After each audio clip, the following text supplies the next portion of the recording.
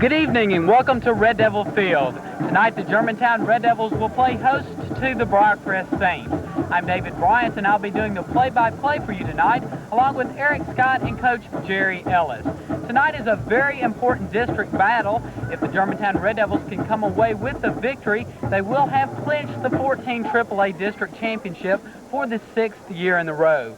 Eric, it is a very important ball game. That's right, David. Anytime you have a district ball game, it is very important. Coach Nedlin knows this, and he would like to be able to defeat the Briaircrest Saints tonight so he can go through the district competition this season undefeated.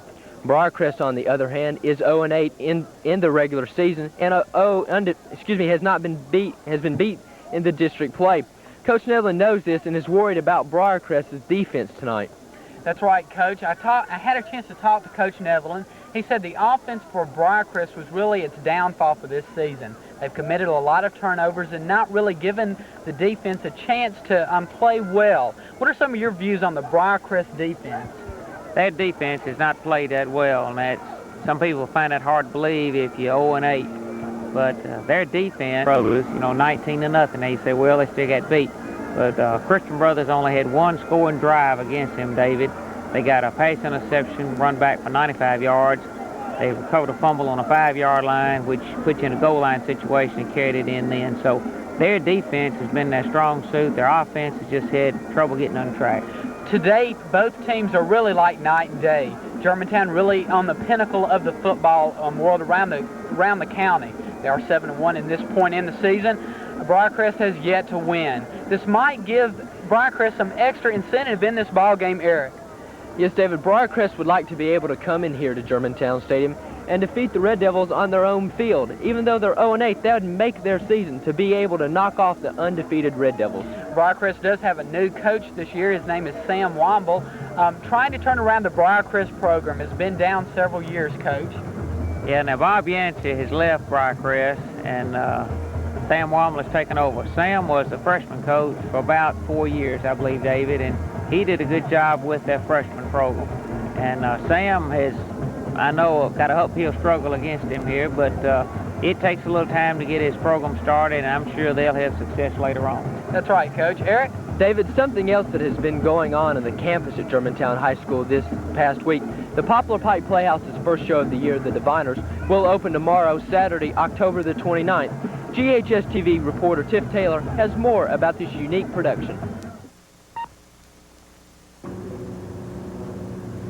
This is Tiff Taylor for GHS TV on the set of The Diviners.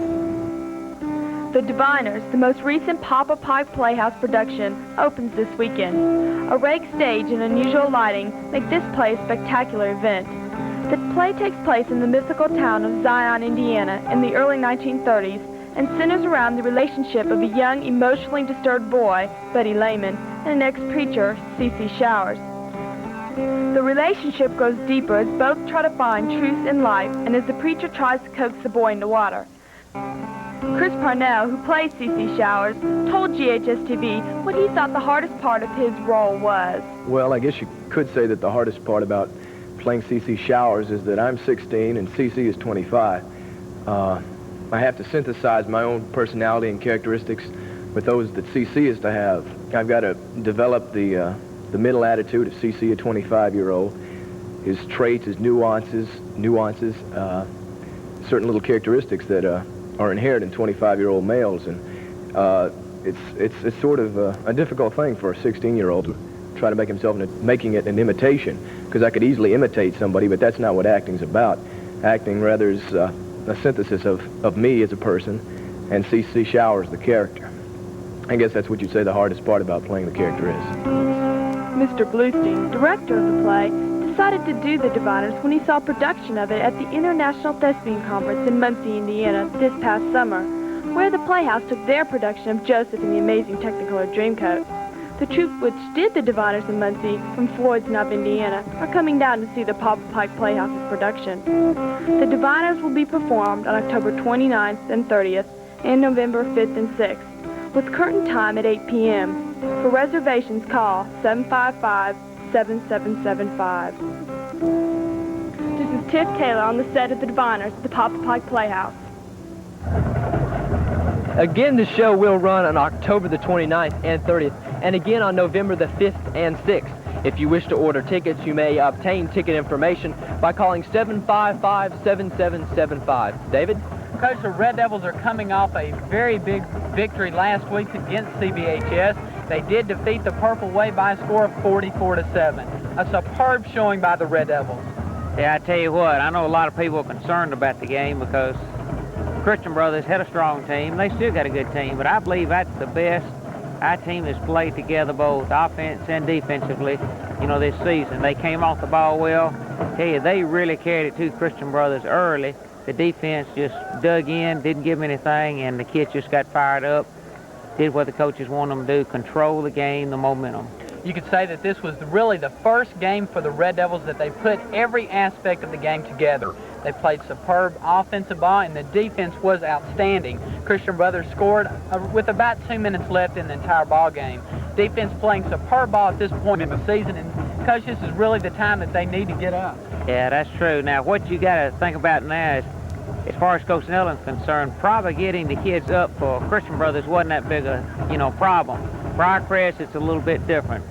All right, Coach, while we're talking about the CBHS game, let's take a look at the recap tape of last week's game.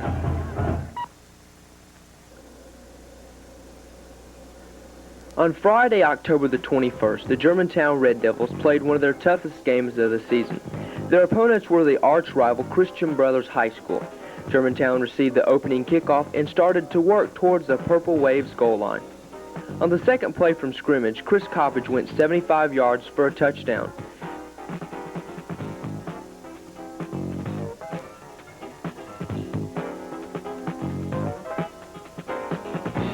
Mike Witt added the extra point, and Germantown had an early 7-0 lead.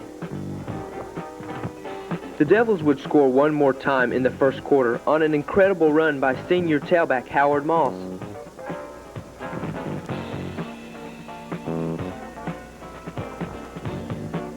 Again, Witt was able to add the extra point, and the Devils had a shocking 14-0 lead. In the second quarter, George Cantu increased the Devils' lead to 20-0 on a nice 12-yard touchdown run. The Devils would score one more time before half on an 11-yard touchdown pass from Forest Neighbors to number 89, Gary Brown.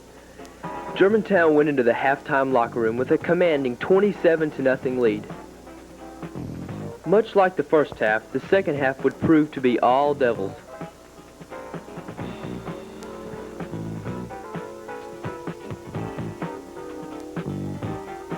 Germantown scored first in the third quarter on a 6-yard run by quarterback Forest Neighbors.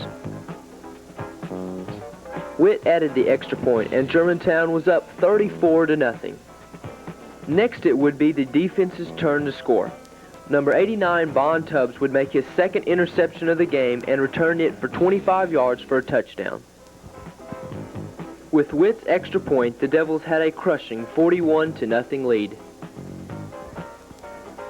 After a 23-yard Witt field goal, CBHS would finally get on the scoreboard with a 2-yard touchdown run. The Devils ended up with a 44-7 victory for CBHS. Good luck to Germantown in tonight's ballgame. Eric, just a superb effort by the entire football team. That's right, David. The Devils were able to come out into the game and execute Coach Netlin's game plan to a T. They wanted to be able to come out and score quickly in the ballgame before the field got wet, and they did just that, scoring on the second play from scrimmage. Eric, Chris Coppage has a superb ball game, gained 137 yards in that ball game, and just a superb effort by Chris. Yes, Chris had a good game considering he's missed about 3 ball games with a shoulder injury. He was one of the leading rushers last year and was hampered by a thigh injury late in the season. But I'm glad to see he is back because he is a threat in our 3 running backs that we have. Coach, anybody will tell you that the running backs have to have blockers, and the Germantown offensive line just had a superb game last week. That's right. It's been about 3 weeks now that we've lost some kids due to the injuries or sickness, and that's probably the hardest part to bring together. It just takes time. A lot of people don't understand that, but you give them 2 or 3 weeks on their belt, and they'll start to mold together as a unit. Coach, before we start tonight's game, let's take a look at the lineups for both teams, Germantown and Briarcrest. And now for the starting lineups in tonight's game, beginning with the Germantown Red Devils and their offensive line. First we have number 87, junior Bob Jick, starting tonight for the Red Devils at tight end. Number 76, Eric Steele, also a junior, is starting tonight at offensive tackle. Number 67, Adam Cecil, also a junior, will be starting tonight at offensive guard. Next is 78, Jody Whitfield, who will be starting tonight at center. Number 69, senior Elliott Watts, will be starting tonight at offensive guard. Number 79, Jay Duggins, will be starting tonight at offensive tackle. Jay is also a senior. Number 82, junior Gary Brown, will be starting tonight at tight end and rounds out the Germantown Red Devils offensive line. In the backfield is number 22, Howard Moss, who will be starting at fullback tonight. Number 14, Buzz Walthaw, is a senior and will be starting tonight at swingback. Leading the Red Devils tonight will be number 16, senior Forrest Neighbors, at quarterback. Number 45 is senior Chris Coppage, who will be starting tonight at fullback. And finally, number 42, junior George Cantu, who will be playing halfback tonight for Germantown. Now that you've met the starting offense, let's meet the starting defense for Germantown, beginning with Germantown Red Devils' defensive line. Number 87, Bob Jicks, will be starting tonight at defensive end. Number 51, junior Tom Pruitt, will be starting tonight at defensive tackle. Number 52, senior Marshall Boswell, will be starting tonight at defensive end. Number 76, junior Eric Steele, will be starting tonight at defensive tackle. Number 34, senior Mike O'Neill, will be starting tonight at strong safety. And number 10 is Brian Donnelly, who will be playing free safety tonight for Germantown. Number 19 is senior Mike Witt, who is the Red Devils' field goal kicker. Now that you've met the entire Germantown roster, let's meet the 1983 Briarcrest Saints starting lineup. Beginning with the offensive line, we have number 56, Jim Mabry, at tackle. Number 70, Donnie Spence, at offensive guard. Number 54, Tim Wilson, at center. Number 76, Rod Wagner, at offensive guard. Number 72, Greg Hopper, at offensive tackle. Now let's look at the offensive backfield. Number 22, Cliff Lewis, at halfback. Number 45, Tal McKay, at running back. Number 10 is Craig McNeese, who will be starting tonight for Briarcrest at quarterback. Briarcrest starting offensive receivers tonight are, left to right, number 21, Scott Sexton, at wide receiver. Number 82, Alan Blackwood, at wide receiver. Number 88, Trip Pittman, at tight end. Number 33, Scott Doty, at wide receiver. And number 3, Brad Berry, also at wide receiver, who rounds out the offensive starters. Now that you met the offensive starters, let's meet the defensive starters, beginning with the defensive line. Number 56 is Jim Mabry, who will be playing defensive tackle. Number 75 is Neil Parker, also defensive tackle. Number 58 is Chris Jones at nose guard. Number 78 is Rusty Helen at guard. Number 77 is James Brooks at tackle. Number 72 is Greg Hopper at tackle. Number 50 is Mark Sledge at defensive end. And finishing out the line is number 70, Donnie Spence, at defensive guard for Briarcrest. Now that you've met the line, let's meet the defensive backfield. Beginning with number 10, Craig McNeese at cornerback. Number 17 is Jamie Augustine, also at cornerback. 6 is Rod Wagner at linebacker. At number 55 is Tommy Williams, who at linebacker completes Briarcrest defense for tonight's game. Number 90 will be John Ward, the field goal kicker for tonight. You have now met the starting players for both teams in tonight's game. As always, GHS TV would like to wish good luck to both sides in this clash between the Devils and the Saints. Coach, what are some of your insights in tonight's ball game? Well, Briarcrest is basically carrying on the same type of offense that they've had the last 4 or 5 years. They run the split backs, run out of eye, and run the option out of both sets. Now they will add what they call a front out option. Instead of the quarterback faking inside over the guard or the tackle, he just steps right back in the center, goes straight down the line of scrimmage, and it's a straight option, a front option right off the defensive end.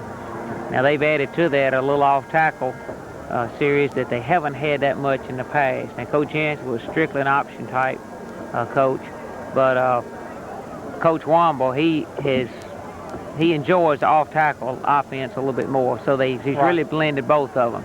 He's got the option game, the counter option, and he's got his off tackle. And then defensively, they've changed somewhat from a split 4 to what they call a split 6. The only difference is instead of having 4 linebackers, they got 2 linebackers and 4 down men. If our fans remember seeing the game at Bartlett, Briarcrest's defense will look similar to Bartlett's. It's basically the lineman is the same now. They may play a little bit different as far as stunts and how they want to cover the option, but it's basically the same.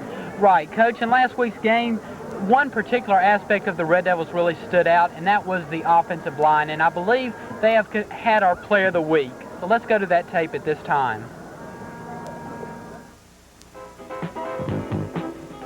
GHS TV has selected a slightly different kind of player of the week this week. GHS TV would like to salute the offensive line for the Germantown Red Devils. The squad did an outstanding job last Friday night in Germantown's 44-7 victory over CBHS. The line enabled Chris Coppage to gain 137 yards on the ground and enable 7 different Red Devils to score. The line has done a yeoman's job in protecting Forest Neighbors on the pass, giving the Red Devils one of the most potent passing attacks in the school's history. Neighbors has had time to complete 28 passes for 540 yards, including 7 TDs. The rushing attack is in super shape, allowing George Cantu, Howard Moss, and Chris Coppage to combine for 1,300 yards. The line consists of Bob Jix, Eric Still, Adam Cecil, Jody Whitfield, Elliot Watts, Jay Duggins, and Gary Brown. The line has been a major factor in the Devils having a 7-1 record. Tom Harrison is the offensive line coach at Germantown, and GHS TV would like to congratulate him and the entire squad for their outstanding play.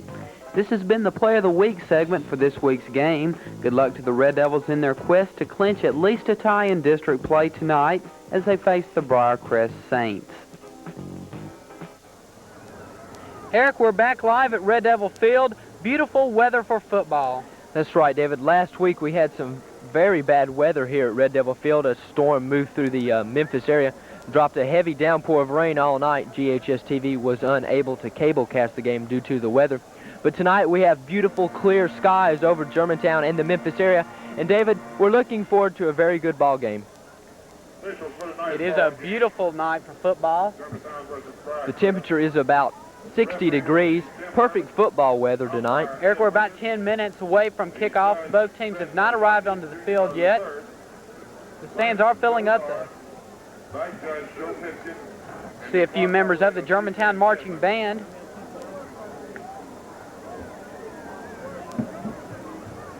David, this is the kind of weather that the football players like to have. It's about 60 degrees, as I said earlier. Good contact football weather for tonight, David. And both the Devils and Briarcrest would like to be able to have a good football game tonight. We see the Red Devils cheerleaders. They've got the hard task of getting the Devils fans. I believe we're about set for the national anthem. Germantown Marching Band will play as we see there. So let's go down to the field for the national anthem.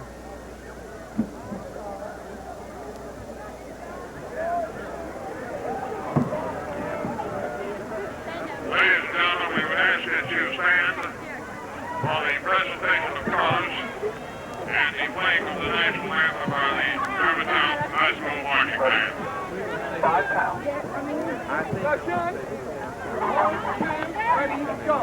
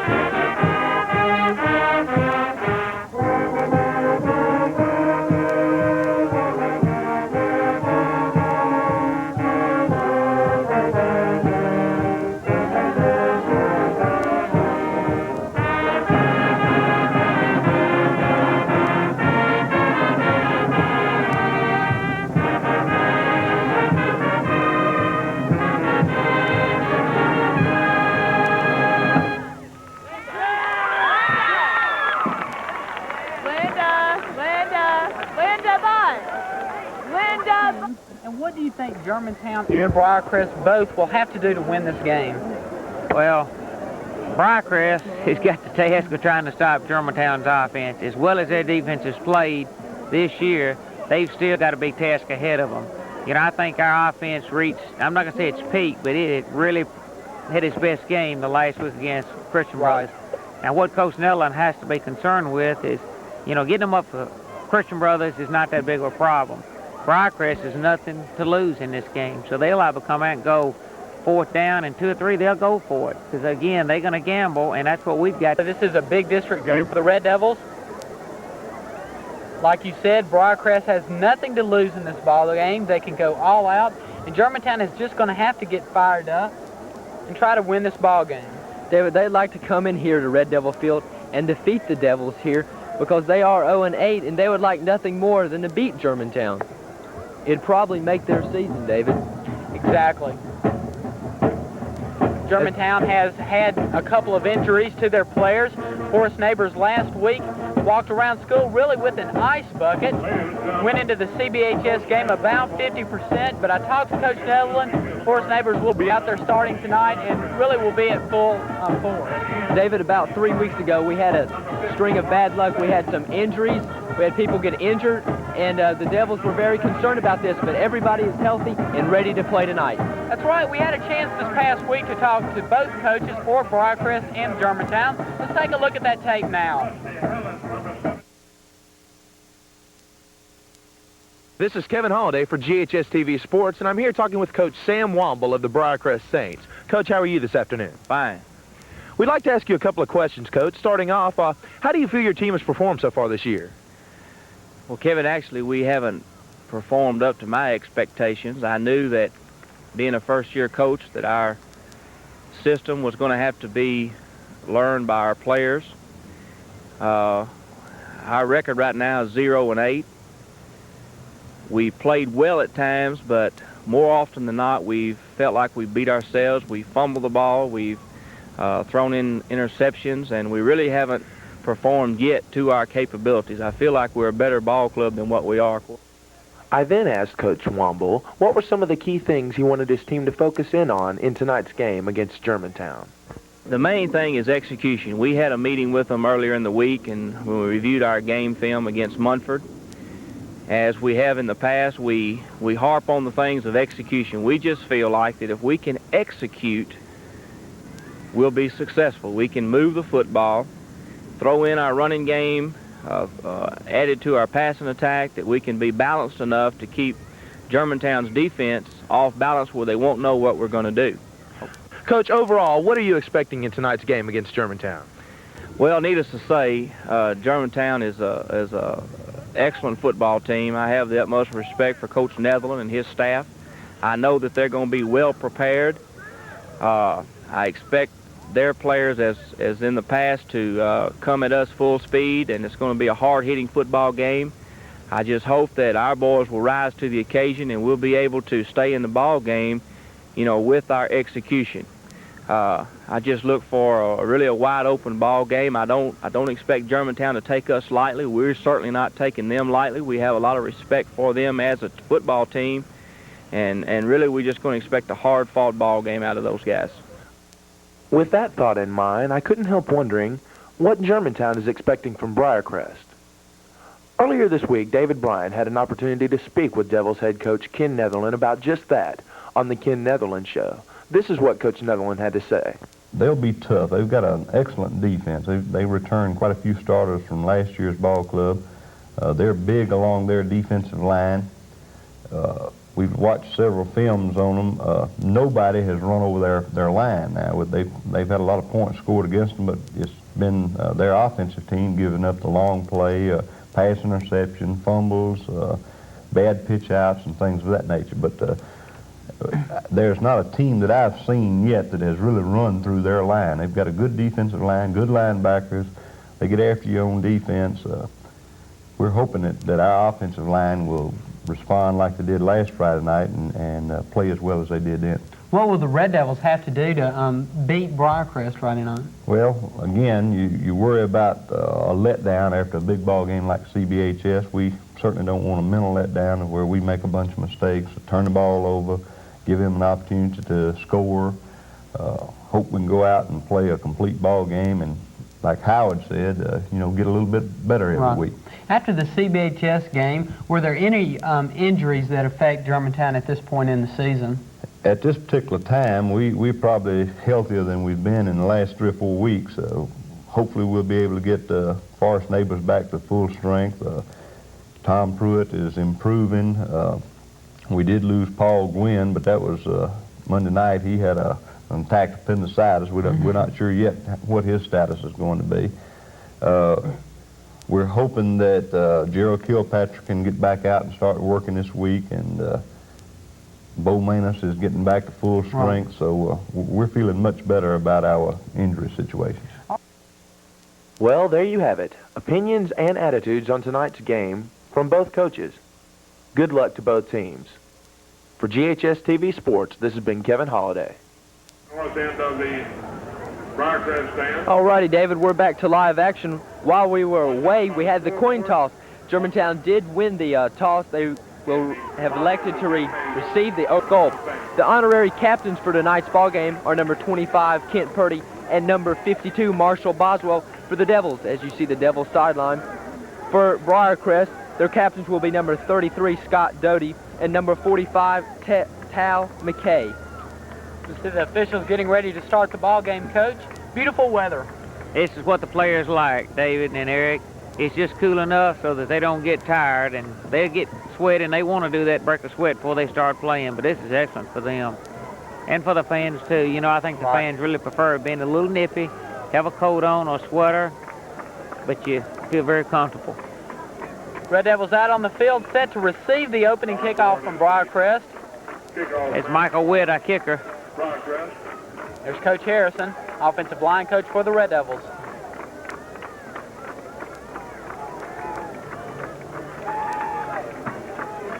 Number 90, John Ward, will be kicking off for Briarcrest.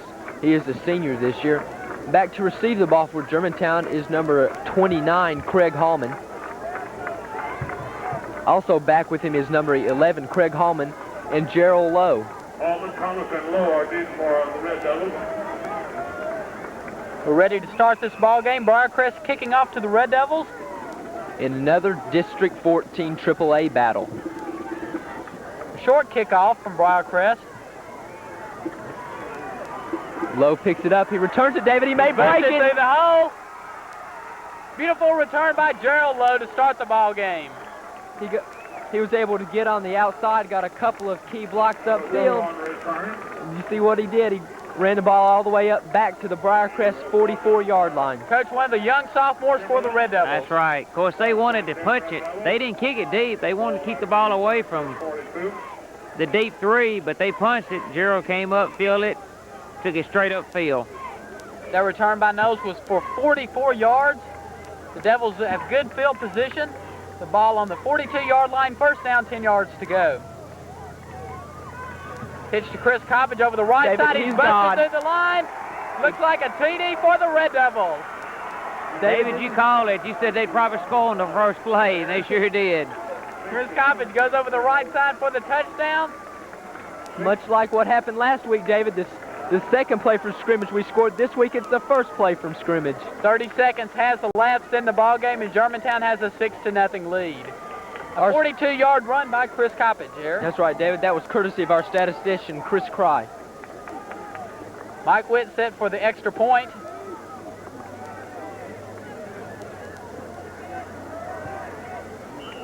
Looks like it's good. Coach, and Germantown has a 7-0 lead with 11:33 left in the first quarter. That's what it started off, David. That was just a toss. You see the replay of Chris Coppage going over for the touchdown. All right. Beautiful run. They just toss it outside. They read the defensive end. If he works wide, they cut it back inside. If we can hook him, then we break it outside. You see Chris right there will be on the kicking squad for the Red Devils. David, it's good to see that he has been able to come back from his shoulder injury and he played a great game against CBHS, and he's off to an excellent start in tonight's ball game. Number 19, Mike Witt, will be kicking off for the Devils. As you see the special teams for the Devils. That's 2 games in a row, Eric, that the Red Devils have really come out strong. That's right, David. If I'm not mistaken, that might have been the same play that the Devils scored last week on. It was a 75-yard touchdown run by Chris. Coach, a little quick pitch to the right side, and Chris Coppage turned it right back up the middle, and he was gone. Kickoff by Witt. Nice high kick by Witt. The Briarcrest runner is busted through the line, number 12. Brad Kimberlin, David. Beautiful run by Briarcrest, and they're not about to lay down and Briarcrest, even though they're down 7-0, they're here to play some football, David. They would like to be able to beat Germantown. It makes their season. I believe that was Brad Kimberlin that made that run. Right, number 12 with a big return from Briarcrest. And I believe he's starting at quarterback also, David. See, I haven't called him He is, yet. David. Number He's starting 12. quarterback. Number 12, Brad Kimberlin at quarterback. First down, 10 to go. Briarcrest runner struggles for around a 2-yard gain. Nice pursuit by the Devils. There's Chris Coppage, number 45. He says hello to Mom. David, Germantown would like to welcome the students from Floyd Knob Central High School in Floyd's Knob, Indiana. They are in town as guests of the Poplar Pike Playhouse at Germantown High School. They will be seeing the Diviners tomorrow night. Second down, 8 yards to go for the first down. Good defense by the Red Devils. They stack up the runner on the line of scrimmage. That was the outside veer then, David. They were trying to read that defensive end. Our tackle really whipped that tackle, and they just closed it down right on the line of scrimmage.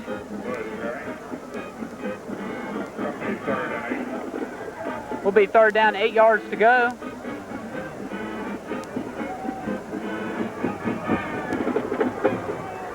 Ball on the 45-yard line of the Red Devils. Briarcrest set, third down, 8 yards to go.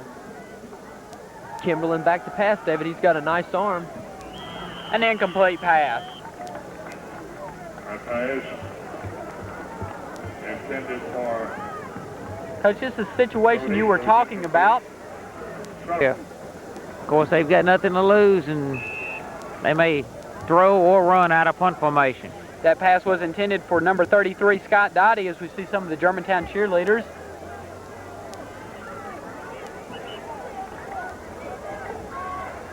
Back to receive the punt for Germantown is number 45, Coppage. The officials have blown their whistles. See what the It's call is. fourth down, and I'd say about 8 yards, but like Coach said, Briarcrest may gamble and go for it. Never know, Briarcrest is in punt formation. Timberland is the punter for Briarcrest. There it is. Like you said, Coach. Almost intercepted by number 17, Paul West, I believe. Nice defensive play. Coach, the ball came off Paul's hands and really was nearly a reception by the Briarcrest receiver. That's right. That would have been an accident, but I tell you, I think our kids will alert to the possibility that they might throw the ball out of punt formation. Pass was intended for number 22, Cliff Lewis. Incomplete. The Red Devils have it. First down, 10 yards to go. Ball on their 45-yard line. Let's see if they're not running out of the wishbone. They are, David. They're running out of the wishbone. Force Neighbors over center. Pitch to number 45, Chris Coppage. That was the same exact play that they ran the first time, Eric. Right. That's right, David. That linebacker and defensive tackle played a little bit better that time. They reacted a little quicker.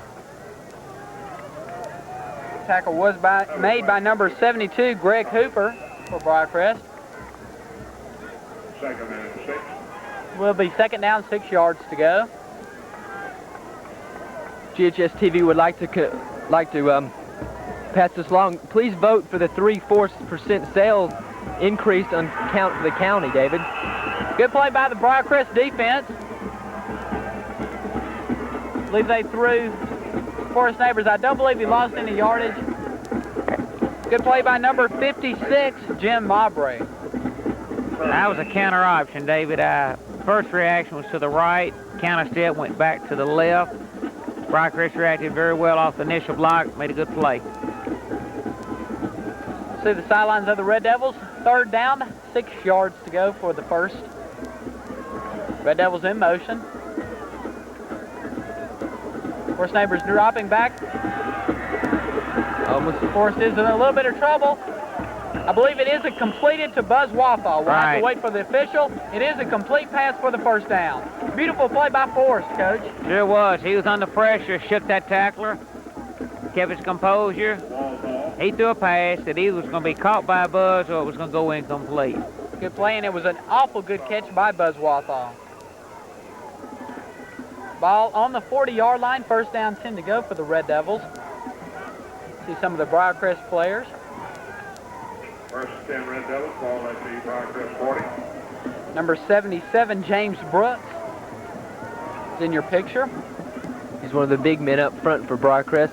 Again, the Devils break out of the wishbone, an indication that they might. We had a little movement. Number 76, Eric Still, looked like he might have pulled a little bit. It is an offside penalty against the Red Devils.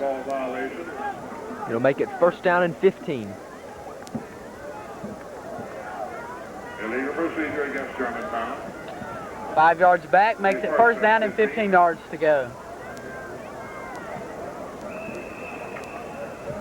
Red Devils break huddle.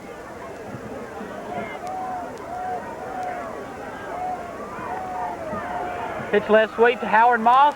He has running room. He's broken it, and I believe he's going to be fairly close to first down. He'll probably be around a yard short, Coach. Yeah, that's a good run. And that was the same play back to the left side. Tackle was made by number 72, Greg Hooper, but not after Howard Moss picks up 14 yards. Their defensive ends have apparently been coached to contain that play, David, which means they're going to have to get outside and get upfield. And if they do it too quick, then they're going to we're going to do just what Howard did, break it right back inside with a lead block. Exactly. It will be second down, 1 yard to go. Number 45, George Cantu, is checked into the ball game for the Devils. Red Devils on the move again. 7:24 left in the first quarter. George Cantu in motion. Incomplete pass. A lot of pressure on Forrest on that play, Eric. That's right, David. Briaircrest has 2 passing plays that the Devils have run. Their linemen have been able to penetrate into the pocket and force him to run to the outside, if I can get my F's right.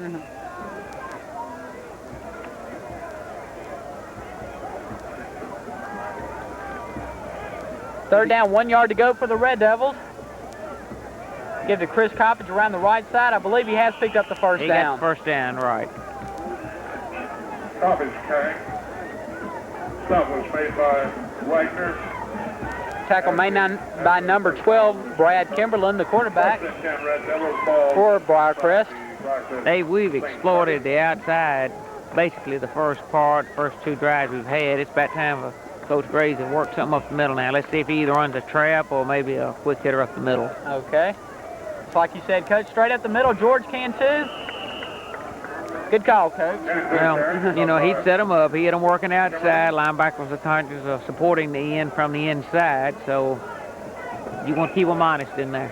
George Cantu with a strong run straight up the middle for 8 yards. As you see a close-up of one of the Devils on the sideline watching the game. It'll be second down and about 2 yards for Germantown, as they are on the Briarcrest 27-yard line. 6:24 left in the first quarter. Coach, looked like a little mess up between the receiver and Forrest. Yeah, that could either been a misreading. And sometimes, David, what they do, the quarterback and receiver both will read the defensive halfback. And sometimes you, in a sense, you're kind of taking a chance, because if one of them reads it one way and run the other, the pass is going to be off. Or somebody could have hit his arm. I'm not sure what happened on that one. It is third down. Sweep to the left side. Howard Moss, I believe he has picked up the first down. Still on his feet. Beautiful run by Howard Moss for the touchdown. That was superb running by Howard, David. 6:09 left in the first quarter, and Germantown has jumped out to a 13-0 lead. We got a flag on the play, David, but I'm not sure who it's on. We'll have Apparently to it's wait against inside. us. They're walking it back, David. I believe it is on the Red Devils. The official is marking it off against the Red Devils. We'll have to wait and see what the call is. A 15-yarder against Germantown. Holding. Holding on the Red Devils. It's going to be 3rd and 8.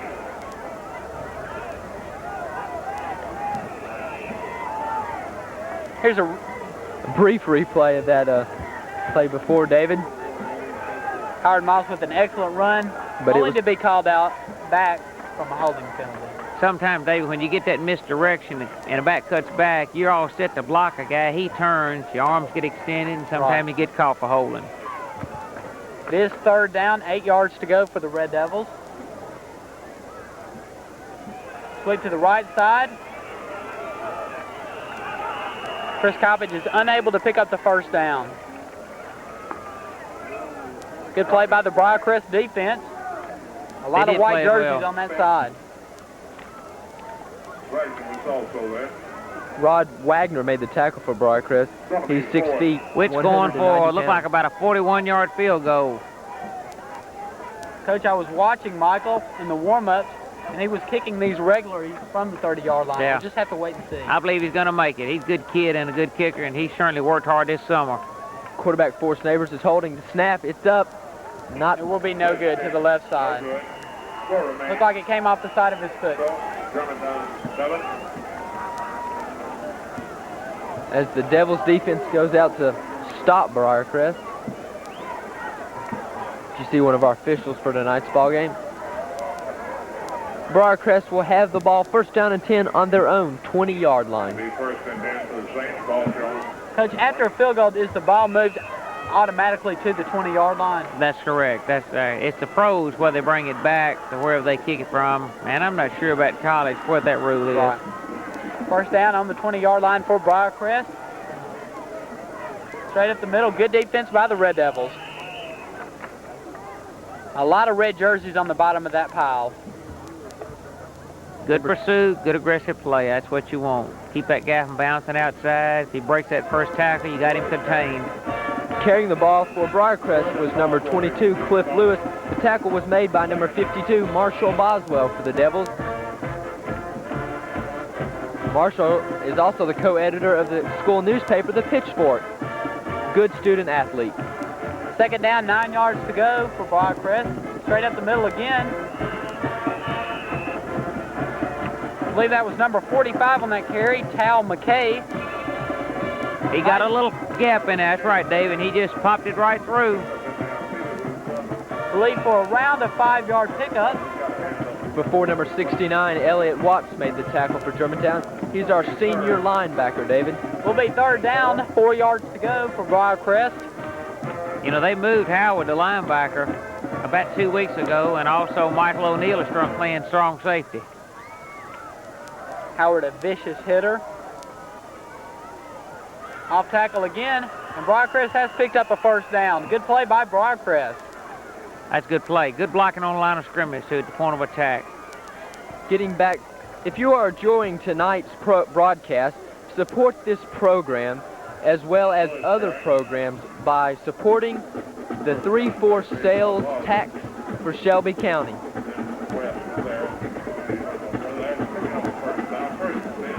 First down, 10 to go for Briarcrest. Ball on the 34-yard line. 33-yard line, excuse me. Off tackle again, Coach. Briarcrest picking up a lot of yards on that off tackle play. Yeah, I tell you what, David, I don't know if we could see it on television, but Briarcrest took extremely wide splits that time. Sometimes that will force our kids, defensive people, to have a wide split. The tackle was made by number 10, Brian Donnelly. Did you see one of our cameramen, GHS TV, Channel 7, that's Frank Stock on our camera. First down, 10 yards to go for Briarcrest. They are on the move, Coach. You got 2 first downs back to back. Ball on the 42-yard line. And a good play yard line. And a good play by the Red Devils. Yep, stopped there for about 2 yards.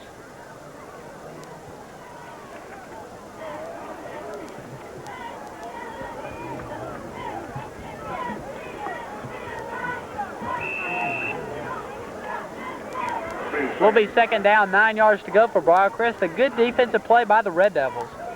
Coach, what will the Red Devils have to do to stop that off-tackle play? Well, they just got to make sure that they take those good line splits, that we don't split all the way out there with them, close down on the gap so they don't have that hard dive. What they're doing, they're just getting a wide split, and they're forcing us. Quick pitch to the right side. Good play by number 17, Paul West. Paul West, yeah. They force us to move out there with them. That makes the hole that much bigger if they can hit the hole at the right time. Last week against CBHS, the Purple Wave was only able to gain 124 yards rushing the ball against the Devils. The Devils are stingy when it comes to giving up ground. It will be third down, 10 yards to go for Briarcrest. Ball positions on the 45-yard line. Briarcrest having a little trouble getting this play off. They do succeed. Kimberlin back to pass. Thorne does have some running room. That's close. I believe he's got the first down, unless maybe he went out a little early. We'll have to wait and see on that play. A good run by Kimberlin. You know, David, I don't know if Brad has started any games before, but maybe Coach Walm was playing a little psychology game. He saved him for the Germantown game because Brad lives in our community and also went to our elementary school. He was unable to pick up the first down. It'll be fourth and around a yard. And Coach, I bet they will go for the first down. I bet they do too. I think they're taking a... No, they didn't take a timeout. But you're right. I bet they go for it.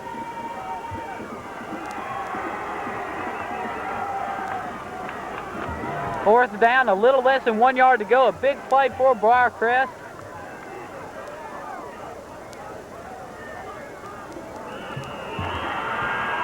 I believe we might have an offsides penalty on Germantown. Yeah, we broke the neutral zone. They got us to 5. Offsides on Germantown.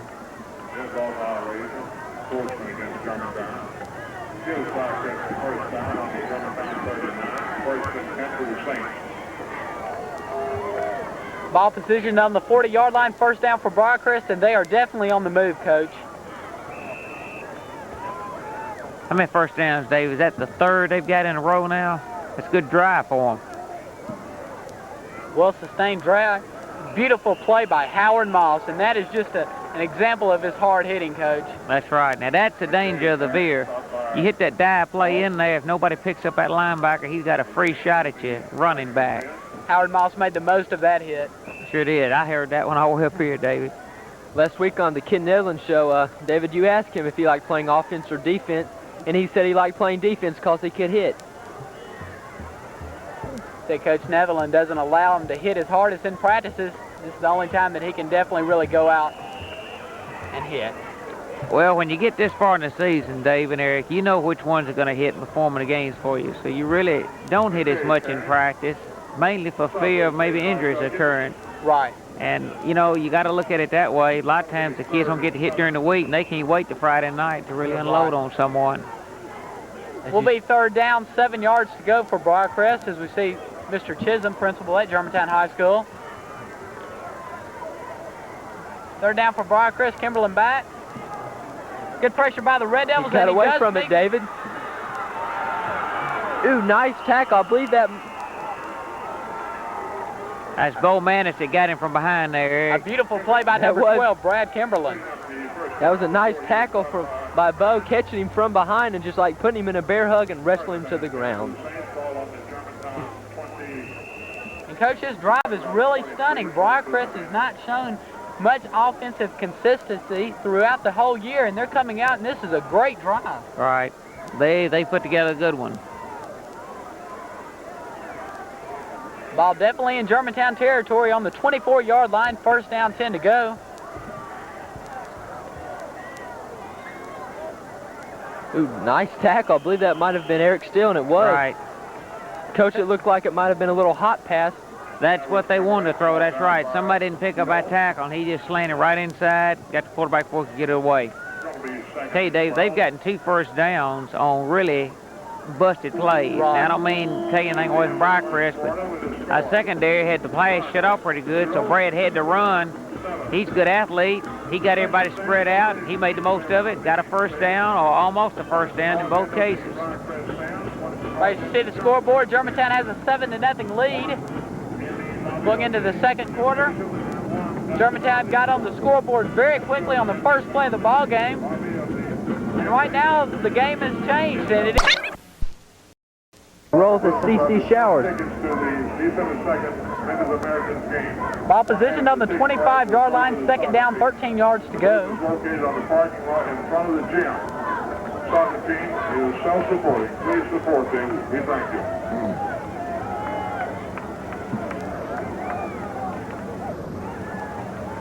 Looked like movement on the line, but no flag. Incomplete pass from Kimberlin, intended for number 22, Cliff Lewis. Just out of his reach. Coach, Briarcrest has been mixing up their offensive plays, running and both throwing. Sure have. They got a good mixture. They're probably balanced about 50%, I imagine, on the pass and the run.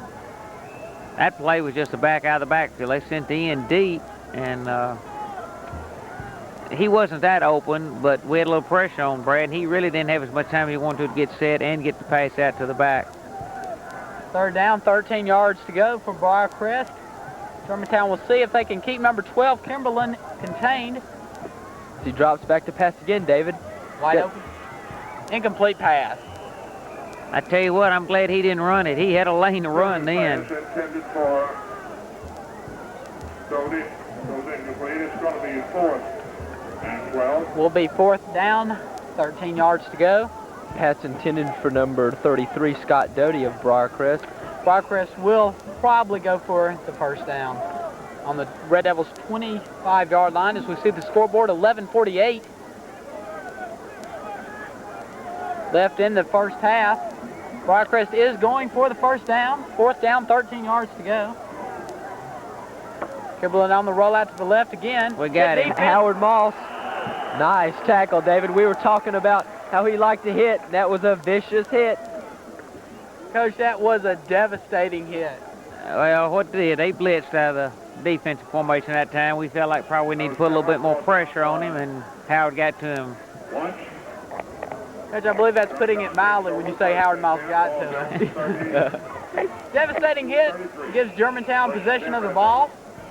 34-yard line, first down, 10 yards to go. Quarterback Forrest Neighbors gets the ball from Jody Whitfield. Hands off to number 45, Chris Coppage. No gain, David. Briarcrest is definitely playing better ball, Coach.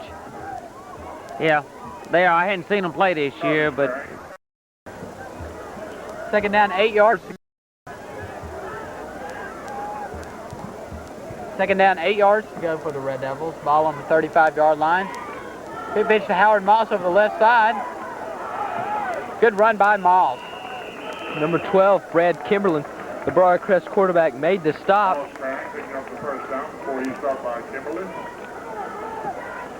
Ball now on the 45-yard line. In the first quarter, Howard carried the ball one time for 13 yards. Hey, that was good blocking by Gary Brown and Chris Coppage there. They had 3 people there. They got each man, and Brad Kimberlin was there. If he hadn't been there, Howard may have broken that one, gone all the way. First down, 5 yards.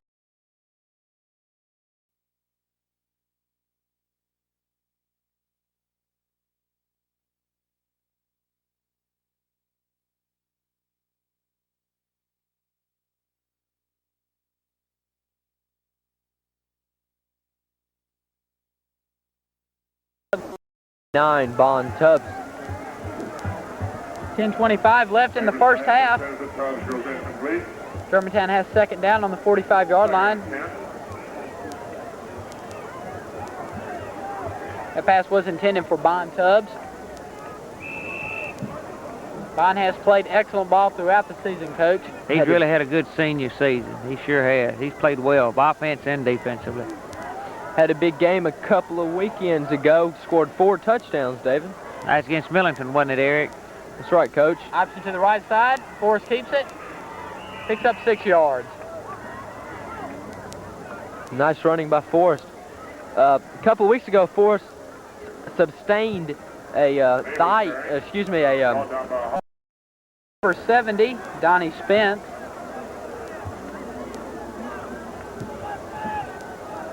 The gain was 5 yards. Red Devils have it, third down, 5 yards to go for the first down. Ball on the 50-yard line. Red Devils in motion again, constantly moving on offense. There's that movement again, David. Ooh, nice number 70.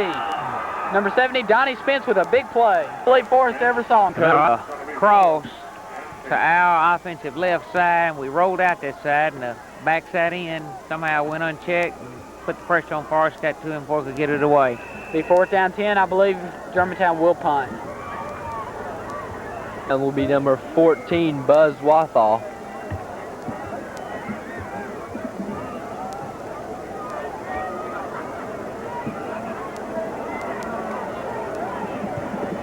Wathall with a wobbly punt.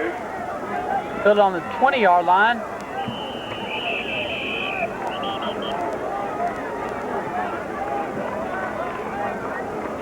Taken by Kimberlin.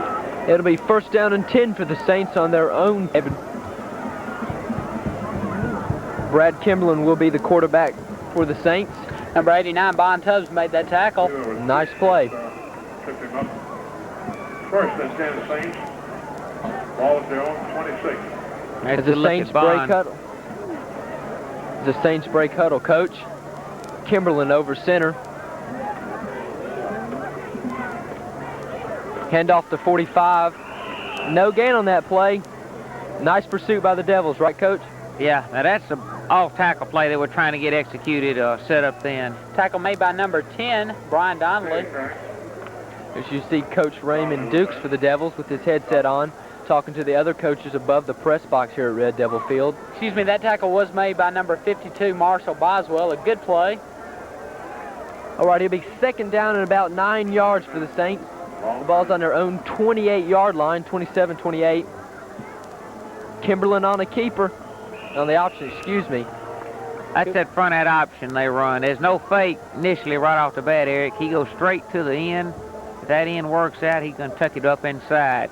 He tucked it up inside, but we had a linebacker waiting on him there. He still was able to gain about a yard on that play. Number 79, Jay Duggins, made that stop.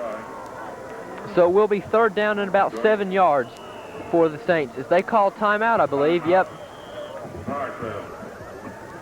Quarterback Brad Kimberlin probably did not like the call he got from the coach. A little mix-up. So he's going to go over and discuss it with him. There is 7:32 left in the first half.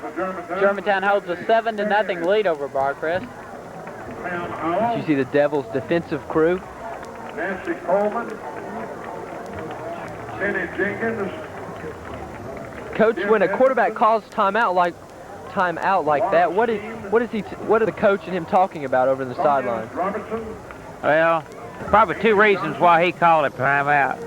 Either the play that was sent to him, maybe he didn't understand it. Sometimes you can get a term or a number off, and the quarterback says, we don't have that play. So rather than risk him calling another play, he'll go ahead and call timeout, go to the coach, get it straight. Just seen one of the GHS TV cameramen down on the sidelines. Of course, he could have had the play called, and maybe it was the wrong defense, the wrong play for that type of defense. And again, rather than risk a bad play, he went ahead and called a timeout. As you see the Devils cheerleaders, the referee starts the clock. Again, it will be 3rd down and about 7 yards for the Saints. Ball in their own 29-yard line. Third down, 8 yards to go.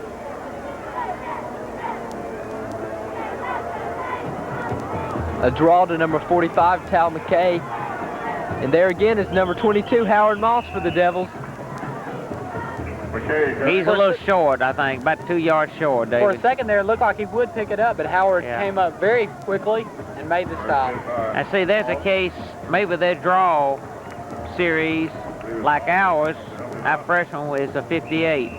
There, the boy may have sent the play in, and maybe he said 48, and maybe the quarterback wasn't sure if he meant the draw or not. Maybe he said, you mean the draw? And maybe the kid said, I don't know. So therefore, he called a timeout. As it turned out, it was a good call. They almost got a first down. Braircrest is forced to punt.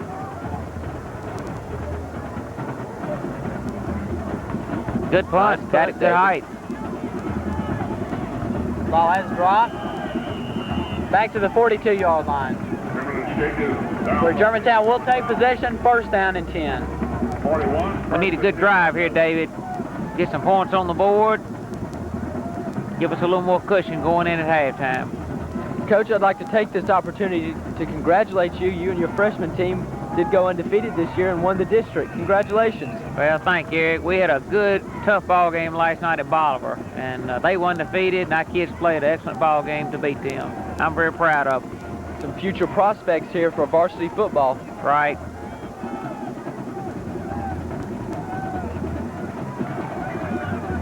Handoff up the middle. Was able to get about 8 yards out of that, number 45, Chris Coppage. It'll be second down and about 2 or 3 yards to go. Stop was made by Williams. Number 77, James Brooks, made the tackle for the Saints. He's the biggest man on their team. He stands 6'4", 160 pounds. 260, excuse me. Got my numbers a little bit mixed up there, David. Second down, 4 yards to go, Eric. Straight at the middle, I believe that's Howard Moss still on his feet. He does pick up the first down. They ran a misdirection trap in, David. That's it. In all fairness to you, looks like it's going up the middle, but we have to pull that backside guard and trap that tackle. That's a good play, though. Good call. See Howard coming off the field.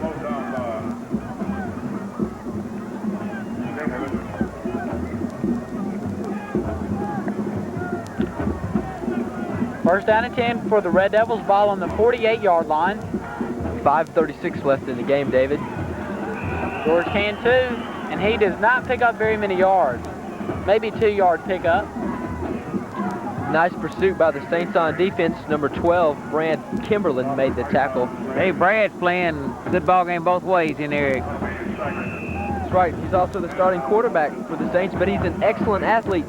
If you've got an athlete of that caliber, you have to utilize him both on offense and defense. That's right. Second down, 8 yards to go for the Red Devils. Straight dive, straight up the middle.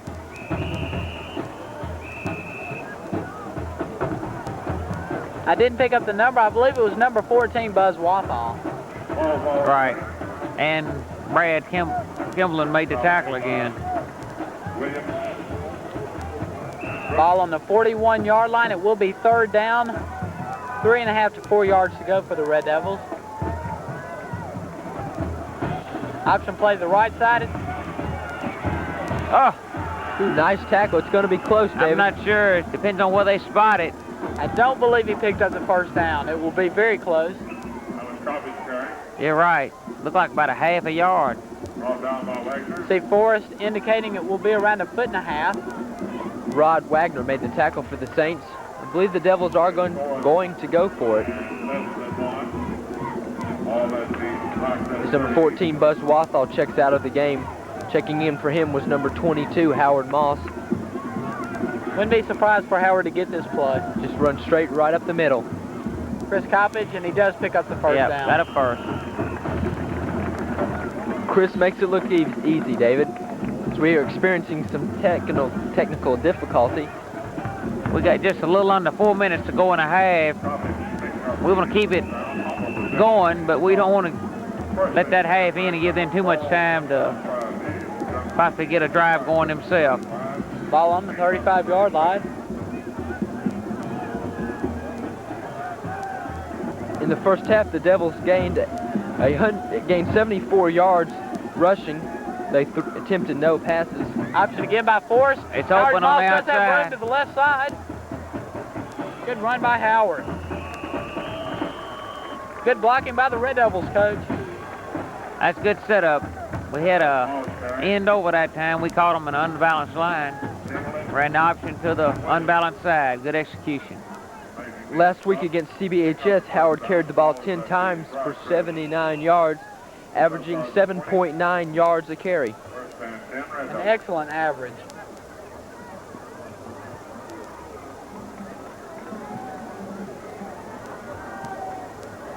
Forrest Neighbors Option again to the right side this pitches time. to Coppage. He's got running room, David.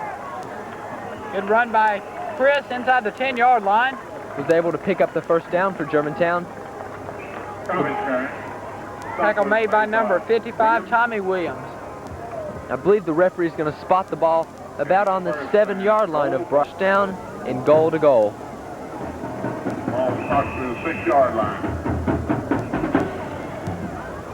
First down, goal to go for the Red Devils. Just need to punch it through.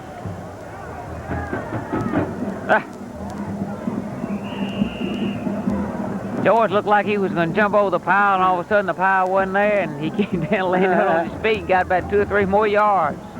Good run by George. I don't think I've ever seen that, David. Number Looked like 30 Barishnikov with the football. That's right. Number 34, Mike O'Neill, checks in the game for Germantown.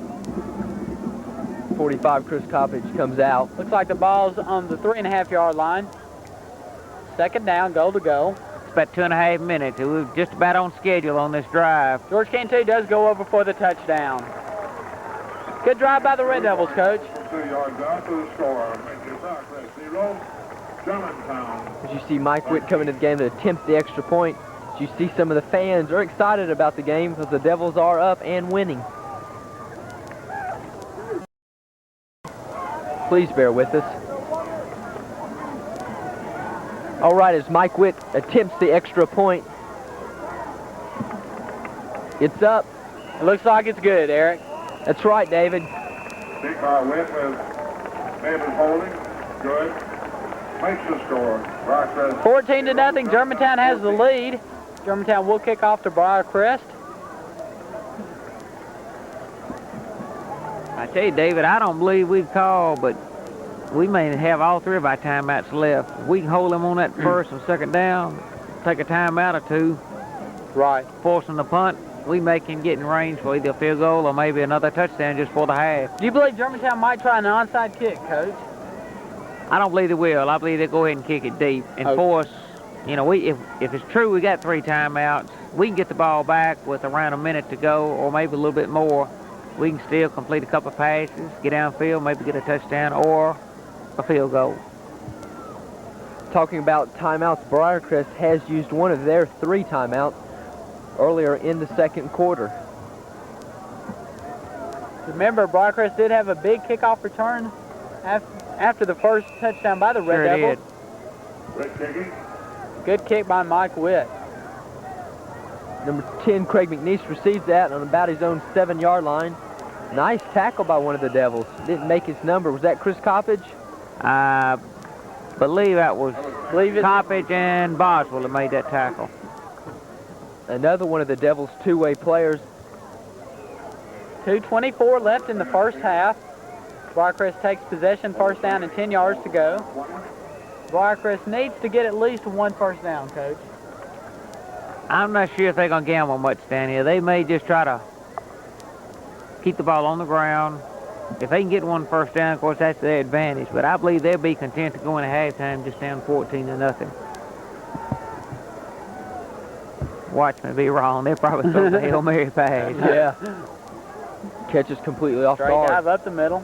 No, Kimberlin does have it to the left side. A good fake by the quarterback. Picks up 2 yards.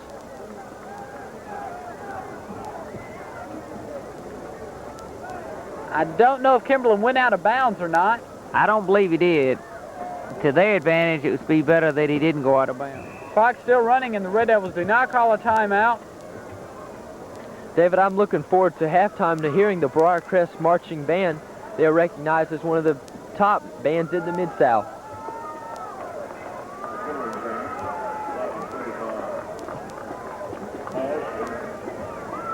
Also in tonight's halftime, we'll be hearing from the Germantown High School Marching Band, another excellent band. Braircrest does get the penalty. Delay a game. This might be when Germantown doesn't start using their timeout. Just have to wait and see. Right. I suspect they will use their timeouts. A delay of game twice. With that penalty, it does stop the clock. So now Briarcrest is faced with a second down and about 13 yards. As you see one of the flag corps members of the Germantown High School Marching Band. Straight dive up the middle. Played well by the Red Devils. Red Devils do call timeout. That's right. 4 Devils collaborated on that one Briarcrest runner to make the stop. Minute 7 left in the first half. You're right, David. Germantown does use one of its 3 timeouts. See the coaches conferring on the sidelines on the strategy for the Red Devils. Leland Smith going in to talk to the Red Devils. The rule went into effect last year that the coaches could go onto the field, Coach. Yeah. It's funny to see that rule because used to you just never could go on the field unless someone was injured. Right. But I tell you, I think it's a good rule because it allows you, instead of telling your defensive captain to tell somebody else, the defensive ends, to do a certain thing, the coach is allowed to go on the field, and I think it makes a better game because you can communicate with the players one-on-one instead of having a messenger carry the play in.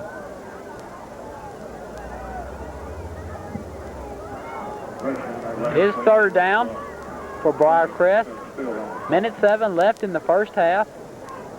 Red Devils trying to regain possession. If they can force a punt, they will get the ball in good position. Yeah, we ought to get it back about the 45, 50-yard line. As we've seen before, Germantown can strike very quickly. A really good 2-minute offense, Coach. Yeah, they'll already have their first couple of plays already set. I imagine one of them, well, it depends on how much time we got left, but I'm sure they'll try the deep pass at least once. Right. That play has been very successful. Alrighty, now back to action, David. Third down, 13 yards to go. Somebody move somewhere. Just have to wait for the official's call. This on Briarcrest. Coach, I don't believe this is exactly what Briarcrest had in mind. I don't believe so either. Got illegal Of course, procedure. that's the advantage. That puts us 5 yards closer. Third down, the clock still ain't running. Okay, it's not that much wind, but it is a little bit blowing in the face of Briarcrest. Right. Yeah, temperature's starting to fall a little bit here at Red Devil Field. It's probably down to about 55 degrees. I'm getting a little chilly up top of the press box. Kimberlin over the left side. Fumble. On the 20-yard line, Kimberlin stacked up. I'm not sure if they blew it dead. Just have to wait and see. The Red Devils are coming off with their... And it was definitely a fumble, Coach. I didn't see the ball come out. It popped out, but I'm not sure if we've got it or not. I've never seen the referee has not signaled. I do not believe it was a fumble, but Germantown has called timeout. Coach Harrison, the offensive line coach for the Devils.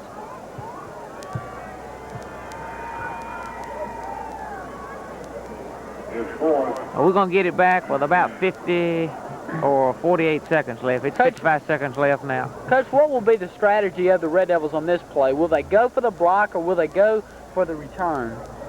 I believe they're going for the return. I tell you, if you go for the block, and if you don't get it and you hit that kicker, they're going to wind up with a first down, and we won't probably get the ball back. But if we go for the return, we've already got them in a position where they're going to get it out to about the 50 unless he gets a super kick. Right. And if we can get any type of return, we're going to set up business at about the 35 or 40.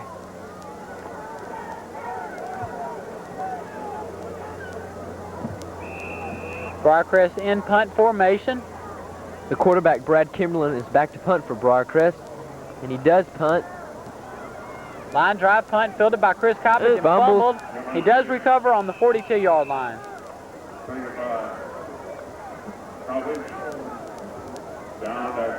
48 seconds left. Germantown has 42 yards to go to pay dirt.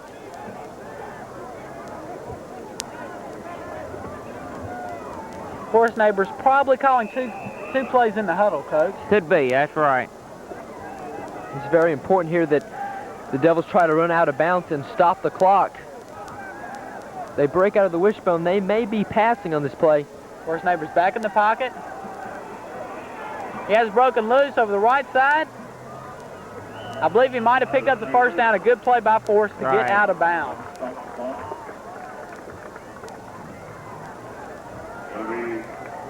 First down, for the Red Devils.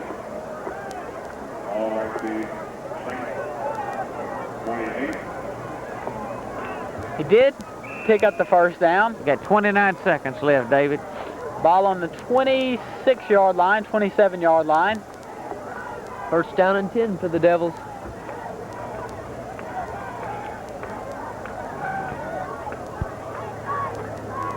Straight drop back by Forrest. He's going for the outside again. Picks up 8 yards. Again, able to get out of bounds, stopping the clock. 19 seconds left.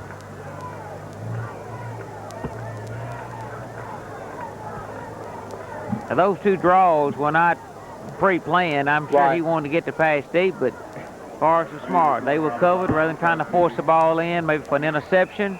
Right. He just took what they gave him. They gave him about 8-10 yards each time. He got good yardage, but more important, he got out of bounds, stopped the clock. 19 seconds left, Coach. Second down, 3 yards, but more importantly, the clock is stopped.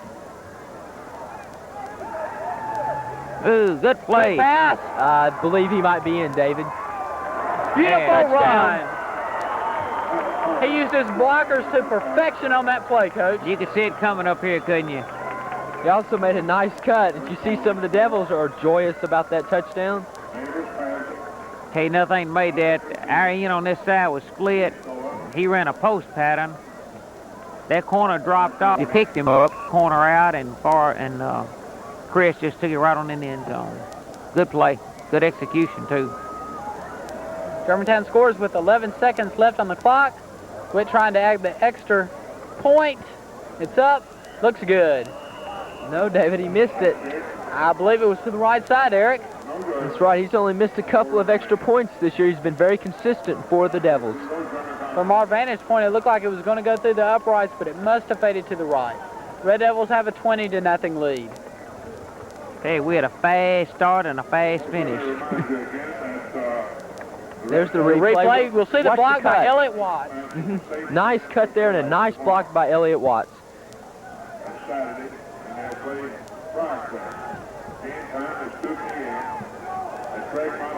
As we set for another kickoff by Mike Witt.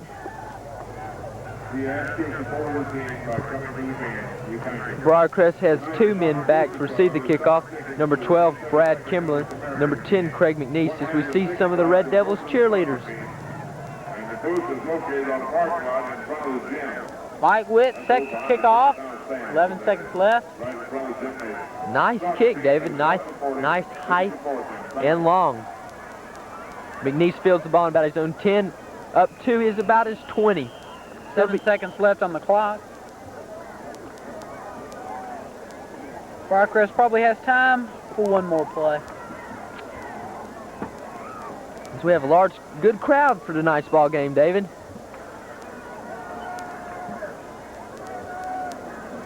See the scoreboard, 20-0, Germantown ahead.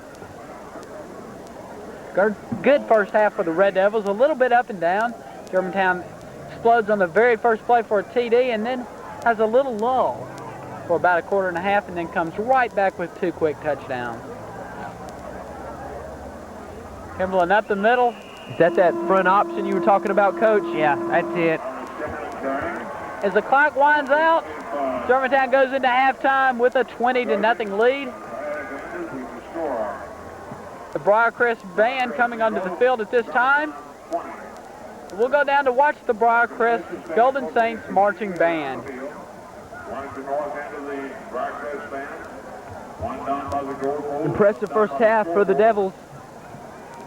One is behind the north end of the Germantown stand. And one Briarcrest was able to move the ball effectively against the Devils. They had 56 yards total offense in the first half. the lobby of the gymnasium and in the field house down by the scoreboard. Number 45, Tal McKay, was their leading ball carrier. He carried the ball 6 times for 21 yards.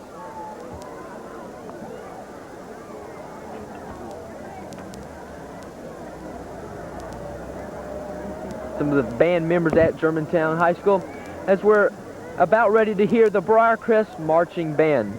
The band director is Terry McNatt. Assistant band director is Rod Turner. The drum major is Lisa Miller.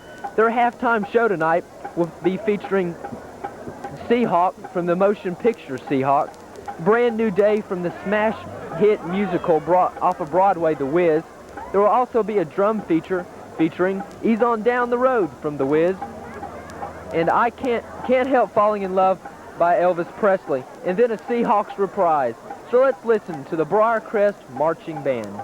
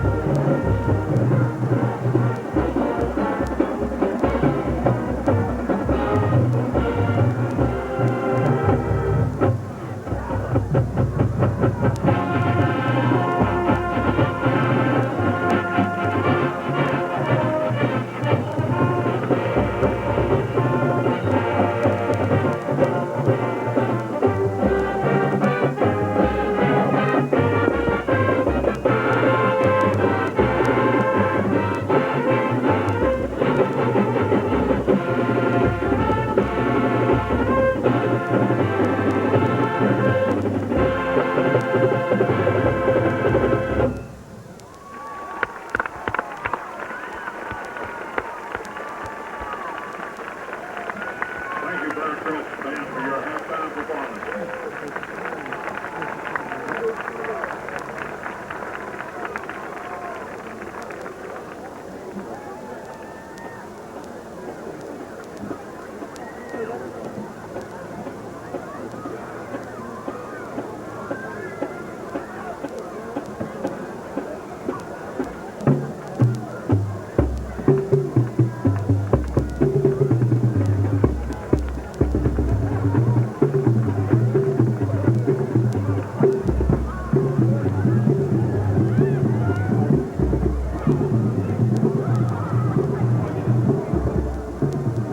A superb job by the Briarcrest Marching Band.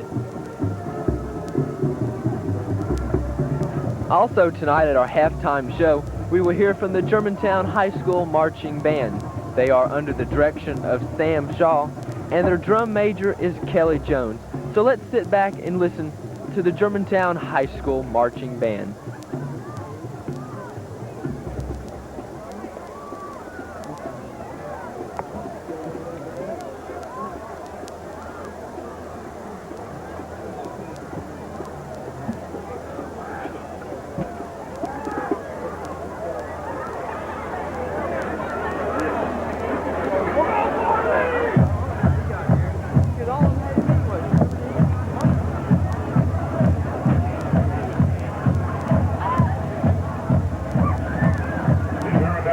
Marching band.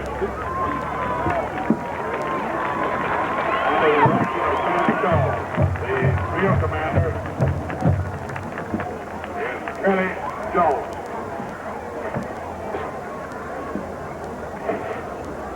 Check.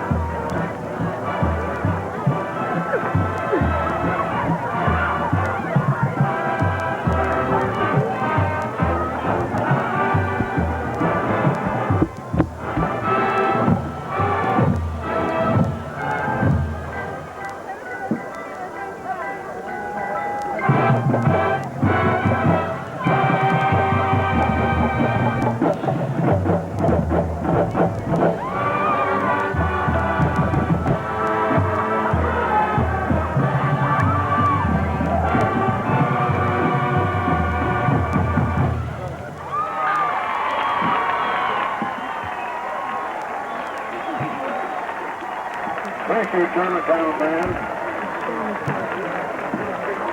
for your halftime performance. And we wish you the best of luck at Arkansas State tomorrow in your competition there.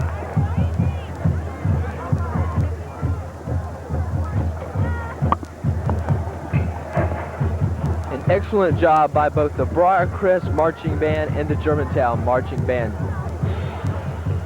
Both bands doing a superb job of entertaining the crowd. That's right, David. GHS TV would like to wish the Devils good luck as they go to Arkansas State for a band competition. Good luck to the Germantown High School Marching Band. David, we saw an excellent halftime show, and we have seen an excellent football game. Germantown is up 20-0 at halftime. Both teams coming back on the field. We're about ready for football. That's right, over in the Briarcrest team has come out of the locker room and are on the far side of the field away from us, stretching out, getting their muscles loosened up. The temperature has dropped down to about 50 degrees. It's getting quite nippy. The wind is starting to pick up a little bit. Coach, it really was a sort of a weird first half of action.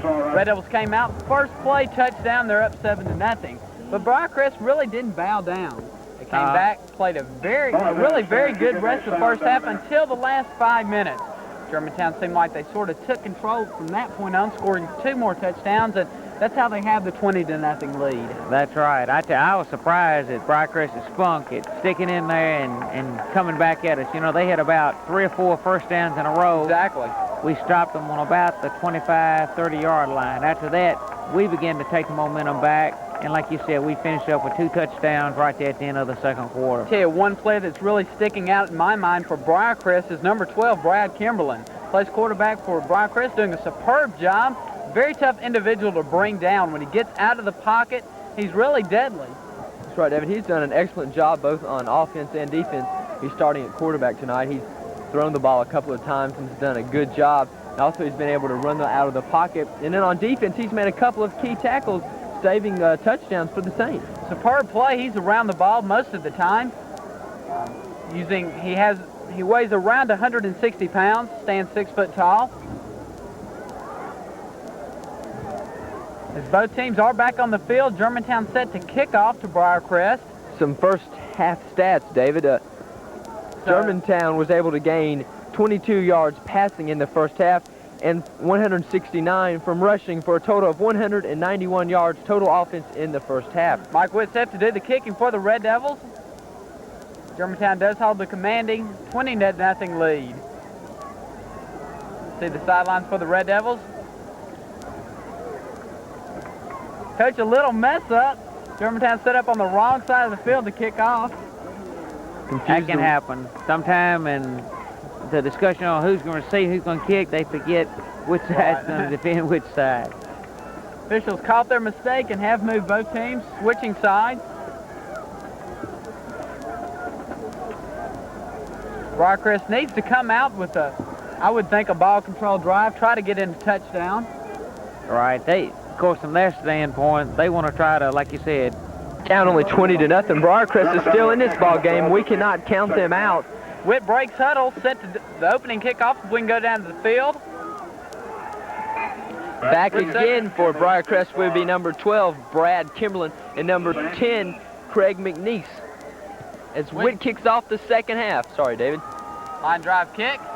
Bobbled by the Briarcrest receivers.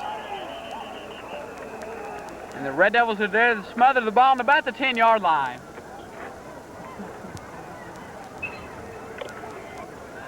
Said they had the ball first down, 10 to go. Ball on their 10-yard line. Not good field position for them, Coach. Nah, they don't need to start there. Of course, this is a good place for our defense. We can shut them down, get the ball back to 45 or 50. We'll be almost in 4-down territory moving toward their goal. Exactly. First down as Briarcrest breaks huddle. Starting the second half, at quarterback will be number 12, Brad Kimberlin. He has number 22, Cliff Lewis, in his backfield, and number 45. A fumble on the play, Eric. I believe Briarcrest got that fumble.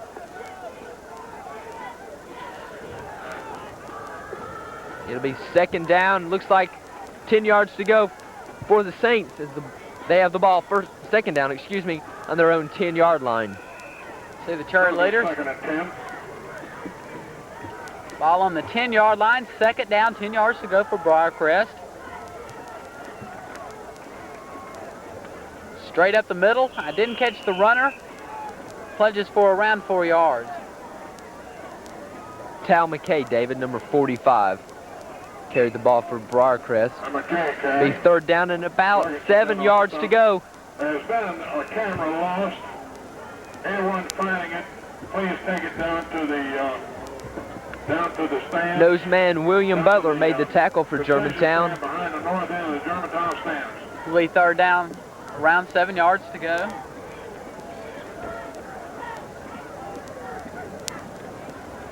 Handoff up the middle. Looks like that was to McKay again. Was able to pick up about 2 or 3 yards, not enough for the first down. We may see Briarcrest go for it, and they may attempt the fake punt, Coach. I believe they're going to kick it this deep in their territory. They are really very deep.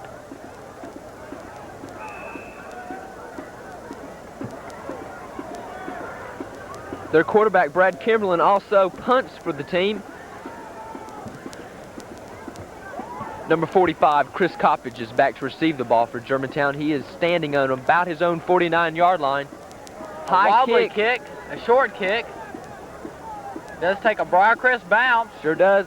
Rolls for about 10 yards as the Devils will have the ball. First down and 10 on about their own 47-yard line. Good field position to start the second half, Coach. Yeah, we're in good shape. We need a good drive started here. We need to start up like we finished out. Forrest Neighbors will start the second quarter as quarterback. He has George Cantu, Howard Moss, and Chris Coppage in his backfield. No major changes from the first half, David. Right, Eric, first down, straight dive up the middle. George Cantu plows for around a 4-yard gain. Good line surge on that play, Coach. Yeah, they went right over the right side. That was Adam Cecil, Jody Whitfield, and I believe Eric Steele driving them out on the right side. Number 72, Greg Hopper, made the tackle for the Saints. He's second down and about 6 for the Devils as they have crossed into Briarcrest territory. Howard Moss. Nice running by Howard. He refuses to go down, and it takes the host of the Saints to bring him down. Coach Raymond Dukes of the Devils. Brad Kimberlin in on that stop. Will be third down, 5 yards to go for the Red Devils.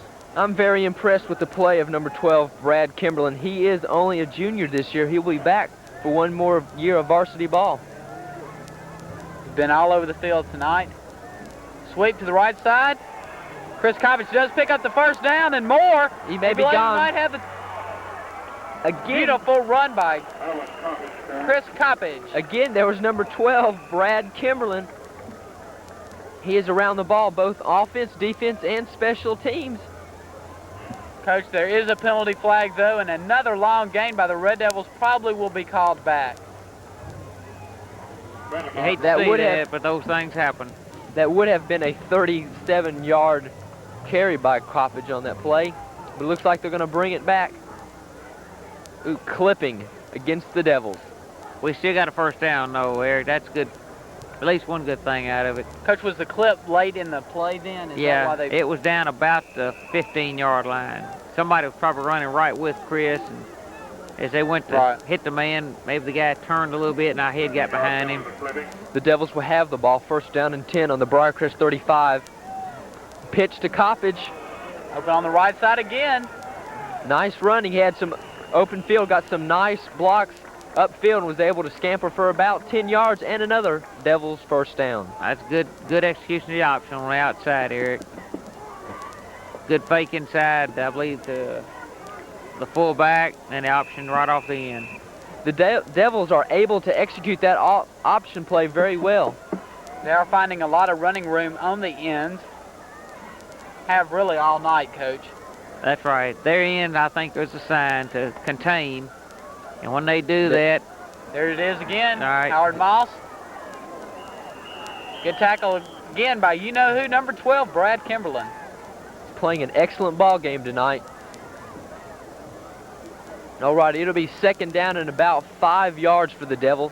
The ball is on about the Briarcrest 17-yard line. The Devils have been able to come out this first half and start a nice offensive drive. You see Forrest Neighbors over center. Good spin by George. Beautiful run by Good George run. Cantu. Stopped at the line of scrimmage and been spun right off the pile and makes a no-gainer into probably a first down. Right. Have to wait and see. It's going to be close. The referees have stopped the clock. They're going to maybe call for a measurement. Exactly right, Eric. Change will be brought in to see if we have, in fact, picked up the first down.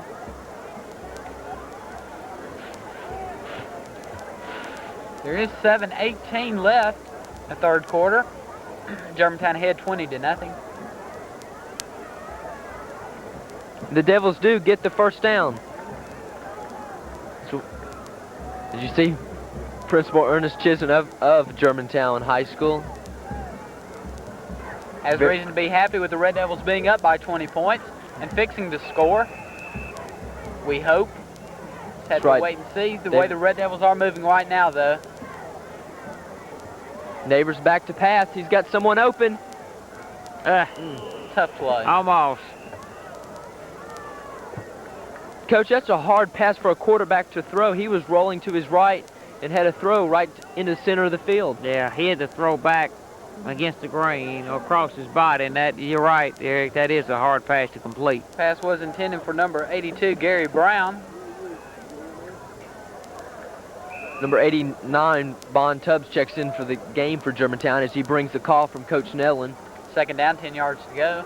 Ball inside the 15-yard line. The Devils are running out of the wishbone. There's that pitch to Coppage. Beautiful He's run in, by David. Chris Coppage for the touchdown. Great run, Coach. Tell you what, Howard Moss put a good lick on that corner, too. That was a 13-yard touchdown run by Chris. That's his second touchdown of the night. Red Devils go up by a score of 26-0.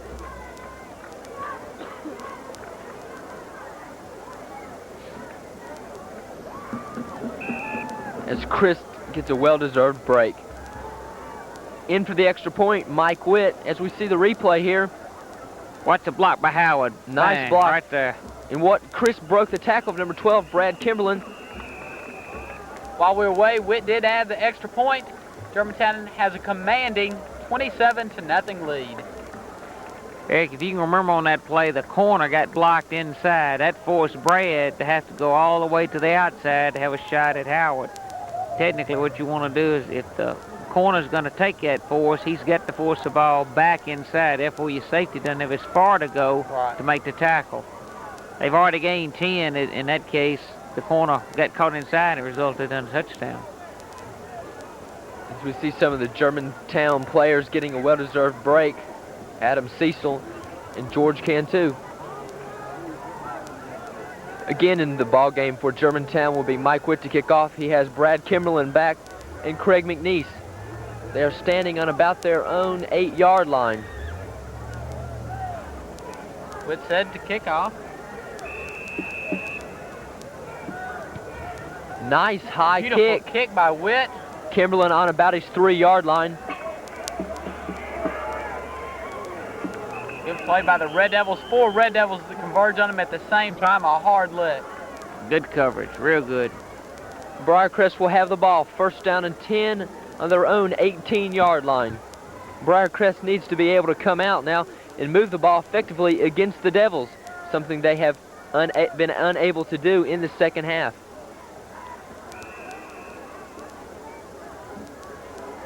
I'll tell you what, gentlemen, Coach Smith has already substituted just about the entire defensive secondary and defensive team unit, including tackles and linebackers.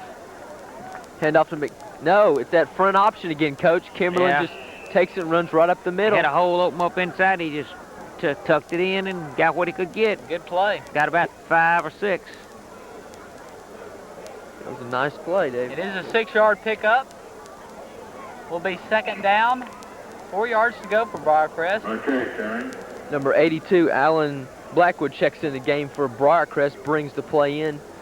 Coach Smith giving playing time to some of the Red Devils that we will see in the future. Also, that could be valuable in state tournament time if we are to have an injury to one of our starters. Second down and about 4 yards for Briarcrest. Straight dive up the middle. It's McKay again. He continues to be Briarcrest's leading rusher. He does pick up the first down. Ball on the 29-yard line. First down, 10 to go for Briarcrest. Ball Jones, 28.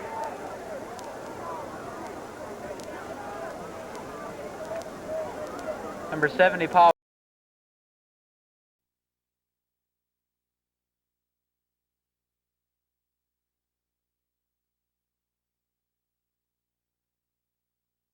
Young prospect.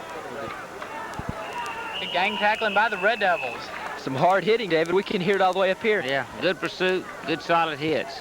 As you see the Floyd Central football jacket, they are in town as guests of the Poplar Pike Playhouse to see the Playhouse's production of the Diviners. Around a 600-mile trip for Floyd Knob. I'd like to remind the viewers again, while we have a break, the Poplar Pike Playhouse's first show of the year, the Diviners, will open tomorrow night. We still have plenty good seats remaining. Please come out and see this show and support the Poplar Pike Playhouse. Second down and about 6 yards to go. Number 22, Lewis. Right side. David, he may be gone. I believe so. Eric? Well, I don't know. We got some good pursuit. No, He does he's go gone. for the touchdown. Beautiful run. Nice hole. Nice execution. Right, good hole and a good run by number 22. Coach, that's the type of play that could really ignite a team that's down 27-0. Good for the score. I'm sure that'll pep up our coaching staff and the sideline for them. Briaircrest 6, Germantown 27. 72-yard run.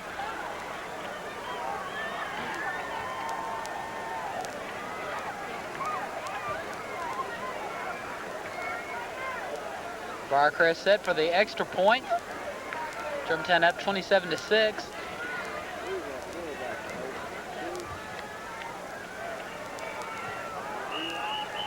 It is no good. Pulled to the left. Germantown stays with the lead 27-6 with 4:53. As we see replay, look at that hole he had. Then he outran the secondary of the Devils. No good. Score remains Briaircrest 6. That's the outside. I ran right at that tackle, only got caught inside. Quarterback made a good decision giving the ball, and the back made a good cut. Off to the races. Boy's got pretty good speed.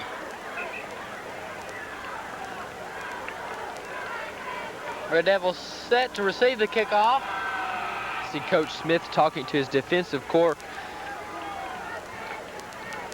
Have to wait and see if the Red Devils put their starters back in on offense or try to give some of the younger players a chance to play.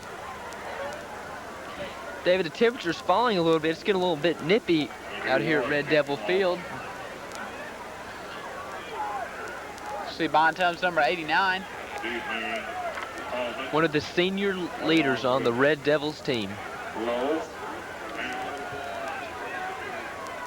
Good count.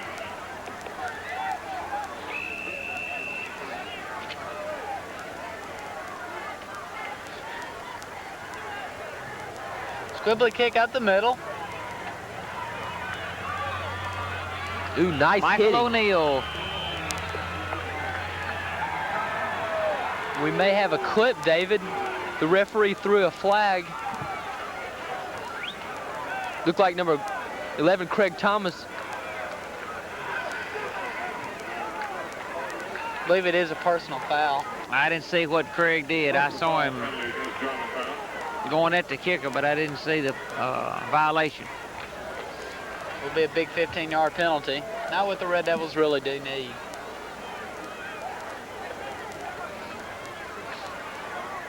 That was a good ball foul. Our statistician, Chris Cry, tells me it was a late hit. First and 25 for the Red Devils.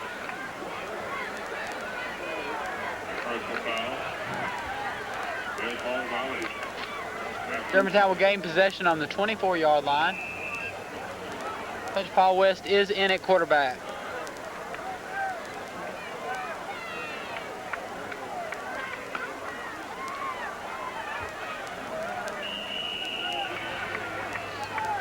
Good, strong blast play. That's not a good time for the quarterback when it's 1st and 25, is it, David?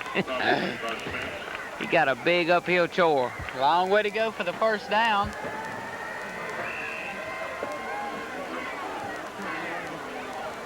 Around 22 yards to go for the first down.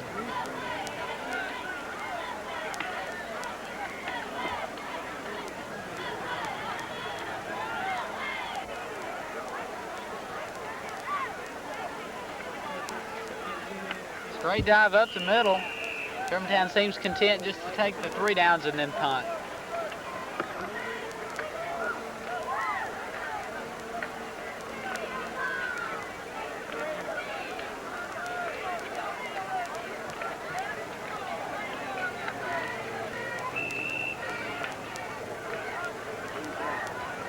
It'll be 3rd down and long for the Devils. Well, I know what Coach Nellen has in mind. He wants this game to roll on along, get it over without any of key players, getting hurt. Right. Plus, give his younger and backup people a good chance to play some. There's 3:17 left. Draw play, good defense by Kirby. I'm going to make a prediction, David. After we punt, I bet our first unit defense will be back in. And Wait I and bet they see. shut them down, yeah. I believe that might be a good prediction, Coach. Don't want to get too careful.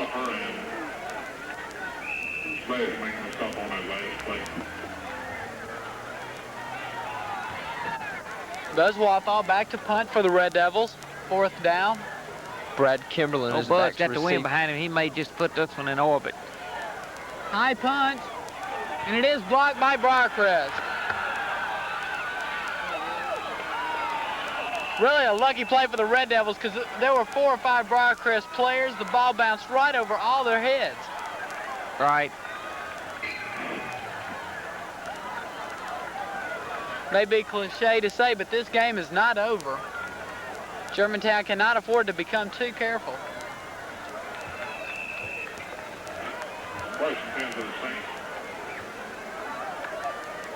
I believe the first team defense is back into the ball game. Right, I believe so, David. 16. This will be a good test for our defensive unit right here. Straight down at the middle was stopped well by the Red Devils. That's number 22, Cliff Lewis.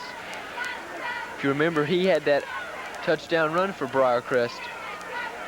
Number 22, Howard Moss, made the tackle for Germantown.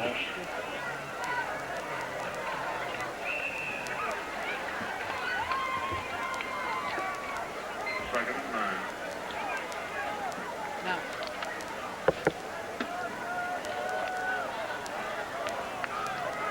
Be 2nd down, 9 yards to go for Briarcrest.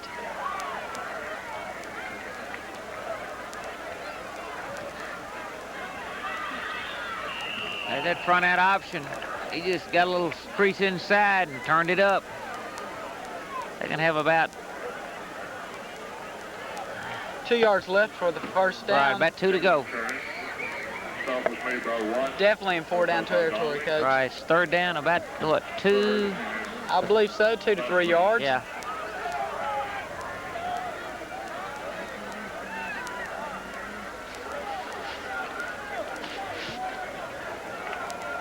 Time winding out, around a minute left in the 3rd quarter.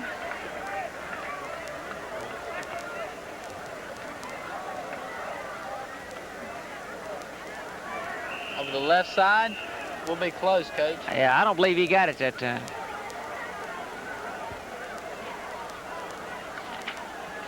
You see number 76, Eric Still, coming into the ball game. He did not pick up the first down. In fact, I don't believe he picked up any yardage. Yes. 4th down, the same 2 yards to go. Right. Big play for Briarcrest. Kimling. Carries on that. He's stopped by They're going to take a timeout. Try to talk this over and come up with a winner here. timeout. Briarcrest.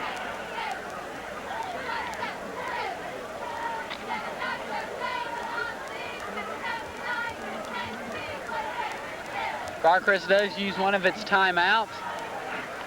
Members of Germantown Soccer Club Report to the west. 20 seconds left in the third quarter as we see some of the Red Devils practicing their snaps. Forest Neighbors. At the end of the third quarter. It's coming up right now. Just a minute. Just 20 seconds. So members of the Germantown Soccer Club report to the west ticket gate to meet Matt O'Sullivan.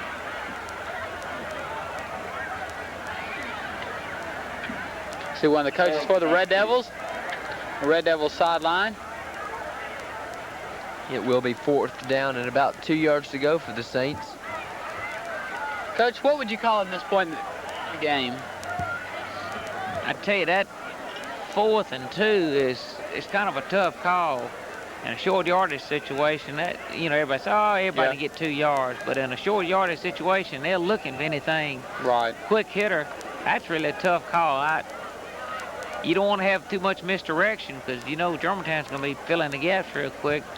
They can probably go with a good, solid play that they feel like they can execute.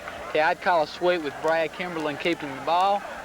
Just see what happens. That front option that they run so well, David. Straight up the middle.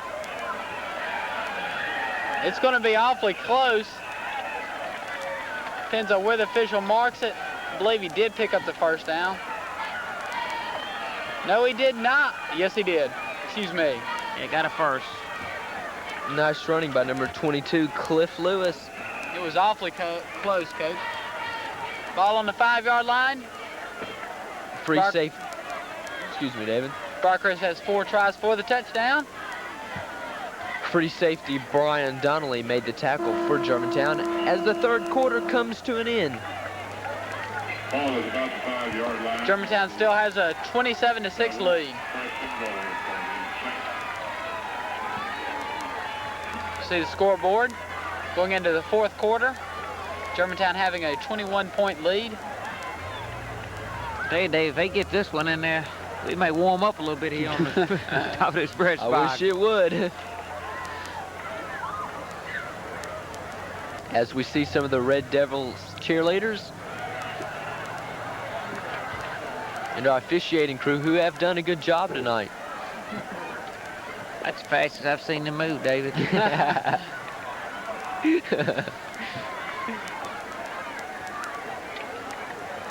Alrighty, it will be first down and goal to go for the Saints on the Germantown 6-yard line. We're happy to announce that the Germantown freshman team wound up an undefeated season last night with a 25-14 victory over Bolivar, Tennessee.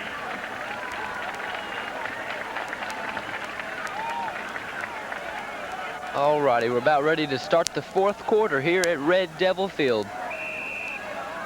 Braircrest on the 5-yard line, first down. 5 yards to go for the touchdown.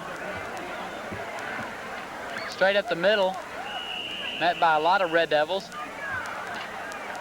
There was no room there for any Briarcrest runner, David. That's right, Eric. They sealed it down real good, and that was just a straight dive. Only thing about that, when you're in short yardage defense, usually got you outnumbered inside. See the Red Devil sideline for his neighbors, trying to keep his arm warm. Little yardage gained on that play. Believe it will be second down, still 5 yards to go. That's right. In the third quarter, Briarcrest did a real good job on offense. They had 97 yards total offense. There's that front option again. Kimberlin.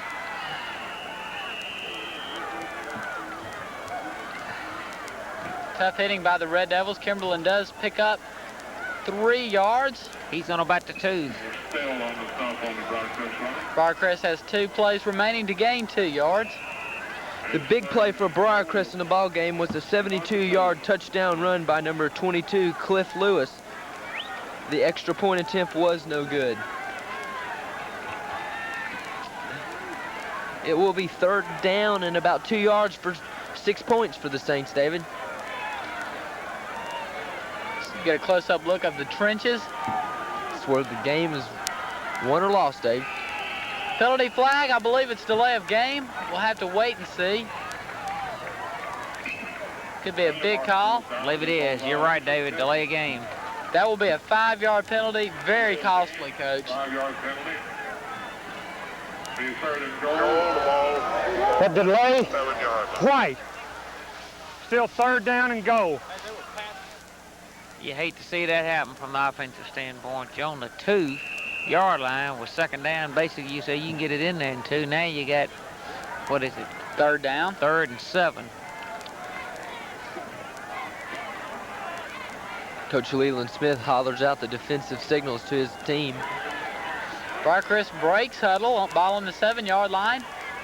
Third down, 7 yards to go for the touchdown. Red Devils stepped in, quick pass over the middle for Nice the TD. play, Coach. They tried to use that earlier in the game, and it was unsuccessful. Good play by Briaircrest.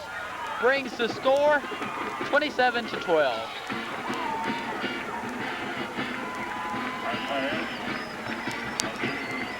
You think they did that on purpose?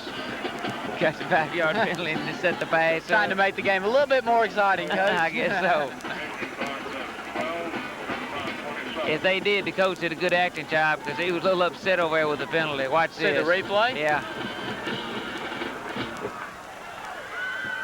That's just a hot pass right off that dive. He just steps over like he's going to give it to the dive back, and it's almost a timing pass. He just hopes that tight end gets it that right spot, and he just fires it to the spot. If he's there, it's hard to defend. Briaircrest going for the field goal. I believe it is good. That was number 90, John Ward's extra point attempt, and it was good. Making the score 27-13. With 10:25 left in the game. See the scoreboard? Let's see what that momentum does now, David. Probably, we should say momentum will be in Briaircrest's favor. They At come this down, point, play good defense if they can stop Germantown. But I'm going to predict Germantown's going to take the ball and change the momentum in their favor. Right. I believe Coach Netherland needs to put in the first team. If we can get 2 or 3 first downs, change the momentum like you said, and just see what happens from there. Right. Number 29, Craig Hallman is back for the Devils to receive the kickoff. Will play Kirby 7th and 8th grade team at FACS Field at Bartlett Road and Summer Avenue.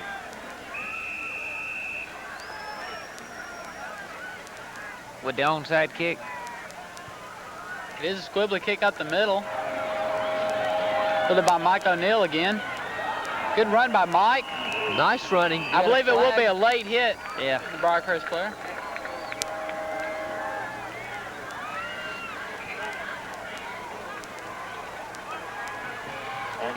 The kicker, number 90, John Ward, made the tackle for Briaircrest.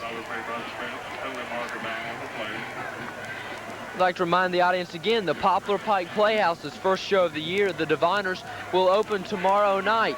We still have plenty of good seats left for the opening night performance. Curtain White. will be at First 8 down. p.m.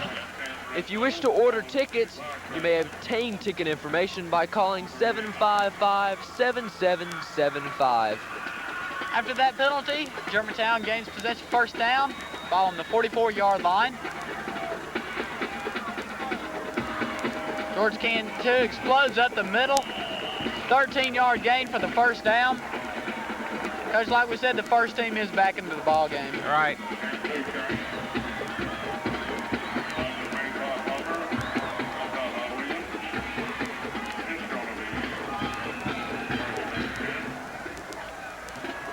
Beautiful play by the Red Devils, straight up the middle. They have another first down. Ball's on about the Braircrest 34-yard line. Neighbors is back into the game. Option to the right side. Forrest cuts it back and picks up another first down for the Red Devils. That's a pretty play there. I was watching the offensive line on that play. We have tremendous line surge, throwing blocks, making holes so the Devils can move the football the way they do. Picks up another first down. Ball on the 23-yard line, first down, 10 to go for the Red Devils. 9:38 left in the ball game.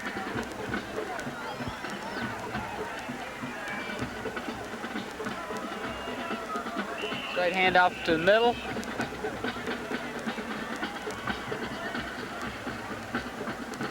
believe that was Mike O'Neill on the carry. Picked up about 3 yards for the Devils. It'll be third down and 7. Second down and 7, excuse me.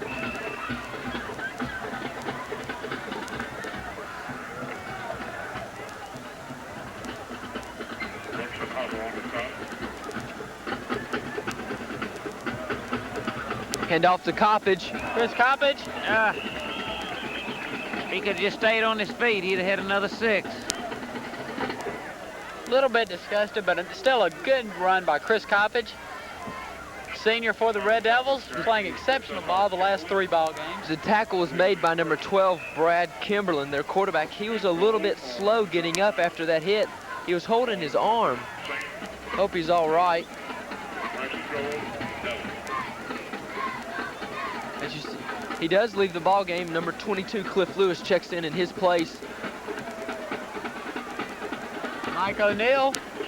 Mike's seeing a lot of action at the running back position in tonight's game, David. Struggling down to the 4-yard line.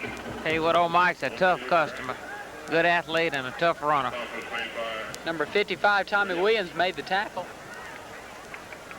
Second and goal. Ball is at the 4-yard line. Second and goal, ball on the 4-yard line.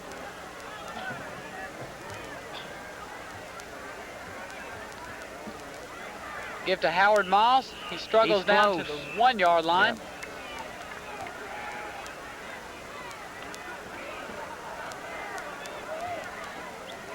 Tackle was made by number 17, Jamie Augustine.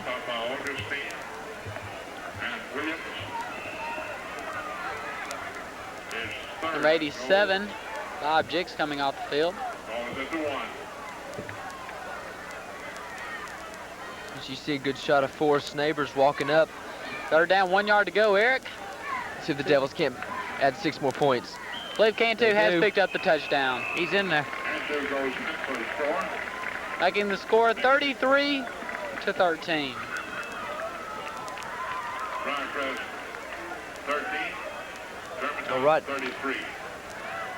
Witt's in the game again to attempt the extra point attempt. Coach, the Red Devils did exactly what they needed to do. Good drive, consumed about, I'd say about 4 minutes on the clock. We got 6, maybe 7 points out of it. 7 points. Field goal is good, making the score 34-13. Red Devils in the lead.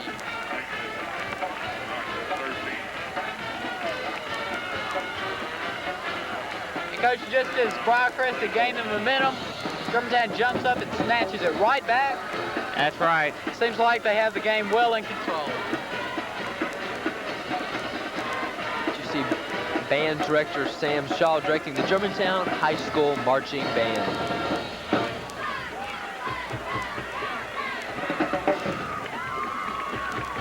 Back to receive the kick from Mike Witt. For Briarcrest is number 10, Craig McNeese, and number 12, Brad Kimberlin. Mike's been hitting some excellent kickoffs in tonight's game, David. He's hitting them high and long. Has done an excellent job all year for the Red Devils. That's the truth. Very consistent on the point after attempt. Beautiful kick again by Mike Witt. Rolls into the end zone. It'll be a touchback. First down and 10 for Briarcrest on their own 20-yard line. First and 10 until 20. The Devils are sending in their first team defense. Well, see 7:32 left in the ball game. The Devils are up 34-13.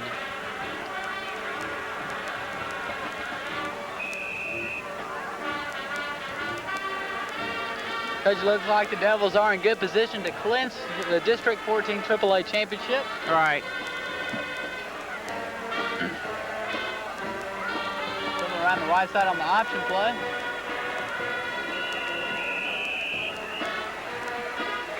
Nice pursuit by the Devils. That's one of the few times they've run the option where we made the quarterback pitch. You know, the other one, he's been turning up on it pretty good, but we forced him to pitch. They executed that one pretty well. Be second down and about 4 yards for the Saints. They are on their own 26-yard line. So close up at the line for Germantown, number 69, Elliott Watts at linebacker. There's that hot pass again, Coach. They scored a touchdown a couple of minutes ago on that. This time it is incomplete, intended for number 33, Scott Doty. Briarcrest continues to be effective in mixing up their plays, calling some pass and some run.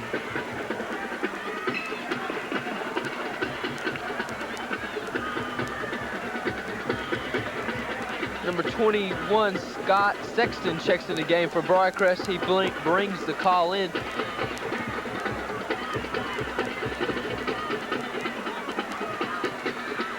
Be 3rd down and 4 for the Saints. There's that hot pass again. This time it's completed. I don't believe he has enough for the 1st down.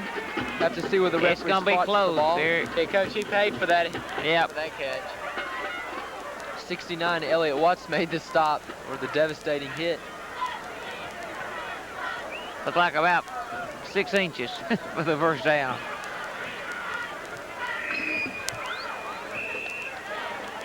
Just have to wait to see what Briarcrest does. I would expect that they would go for it. If they want to have any shot, they've got to go for it. Of course, it's still going to be a long shot even if they make it. Right. 4th down, inches to go for Briarcrest. They may run that front option again that they execute so well. Straight up the middle, they do pick up the 1st down.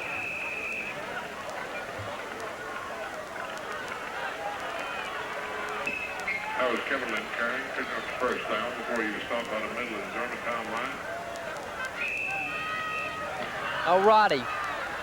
It'll be 1st down and 10 for the Saints on their own 31-yard line. So you see George Cantu and quarterback Forrest Neighbors talking over the game.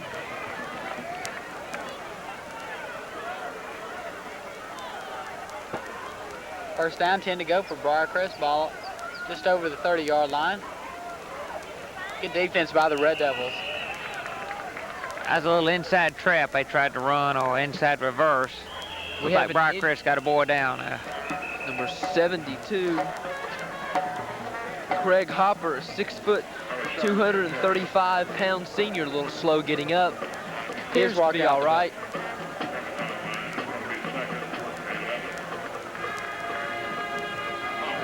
Tackle was made by number 83, Bo Manus, for the Red Devils.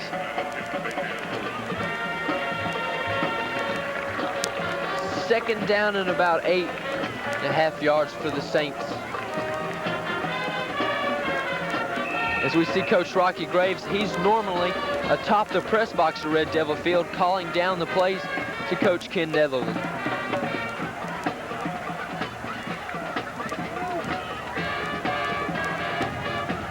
Handoff to McKay, I believe. I don't think he got anything on that play, David. Looked like he struggled for about around 2 yards. It's going to be 3rd long. They're going to just about have to throw it out. 3rd down, 8 yards to go.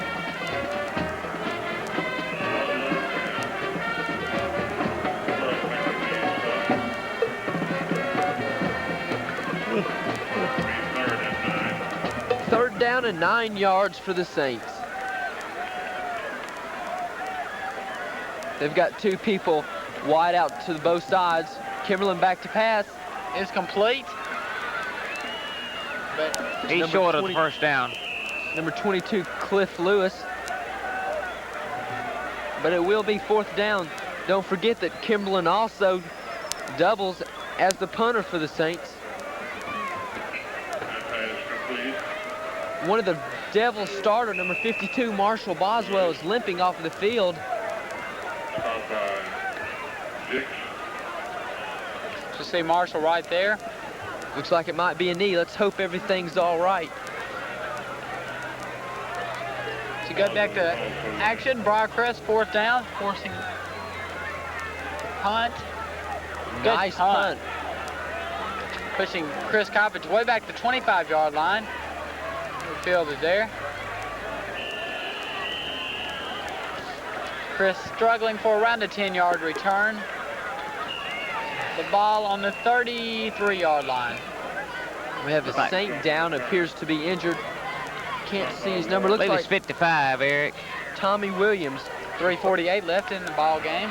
a 5'10", 183-pound senior linebacker. So you see Coach Smith is very concerned that he's down there, making sure that the player's all right. Coach Smith in his familiar short pants.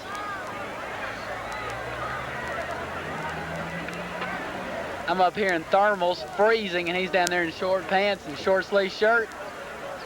Doesn't show signs of cold at all.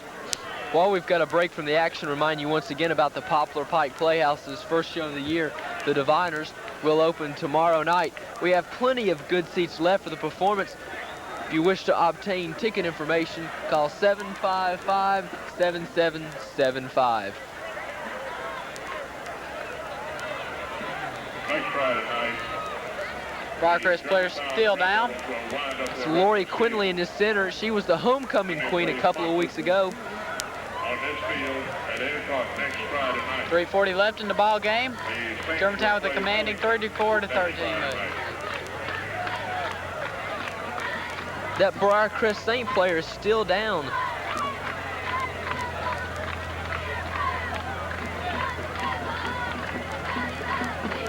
Next week, the Devils will play host to Mumford as they come into Germantown Stadium in another district battle.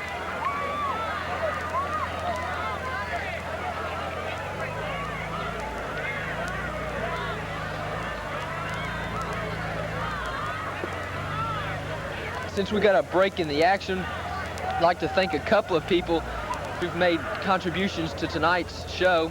Our executive producer has been Mr. E.F. Bluestein. Director for tonight's game has been Chris Parnell. Glad to see that Tommy's up and walking on his own power.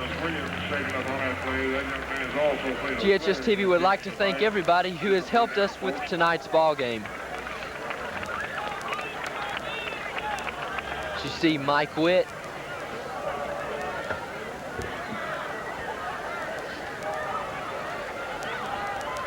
It'll be first down and 10 for the Devils. Number 17, Paul West, is in the game at quarterback. He's got O'Neill, Coppage, and Cantu in his backfield. Paul West at the controls. Dive straight up the middle, good for about 3 yards. That was O'Neill again. He's getting the call tonight to carry the ball. All right, it'll be second down and about 6 as we see Howard Moss.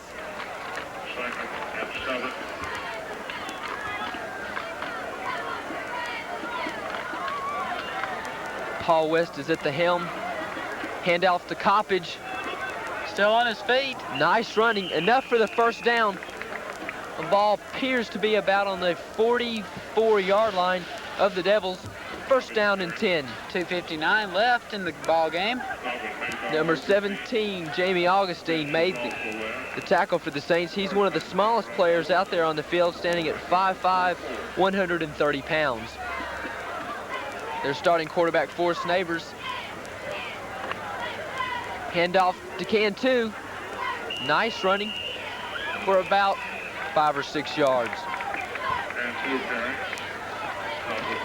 Hey, Coach Netherland's got some of his second offensive line in the backfield. He's got his first offensive unit as far as the backs, except for Paul West. And he's got mainly his backup people in there on offense. That's good. I think all of them are juniors. I don't think we got a senior in offensive line right now. Straight dive up the middle. That's Michael O'Neill carrying.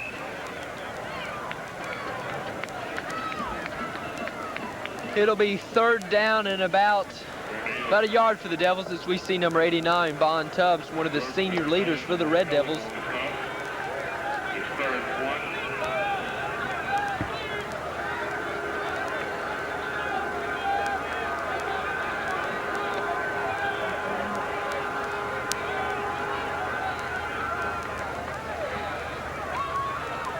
Handoff around the right side, picks up the first down for the Devils. 1:38 left in the ball game. That was number 29, Craig Hallman, on the carry. He's a sophomore. Stop is made by McNeese and Spence.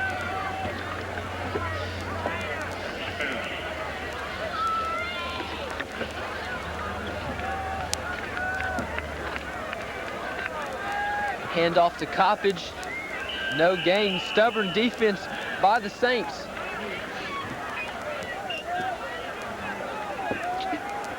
Clock winding down. Good. Well, David and Coach, it appears the Devils will continue their undefeated season in district play.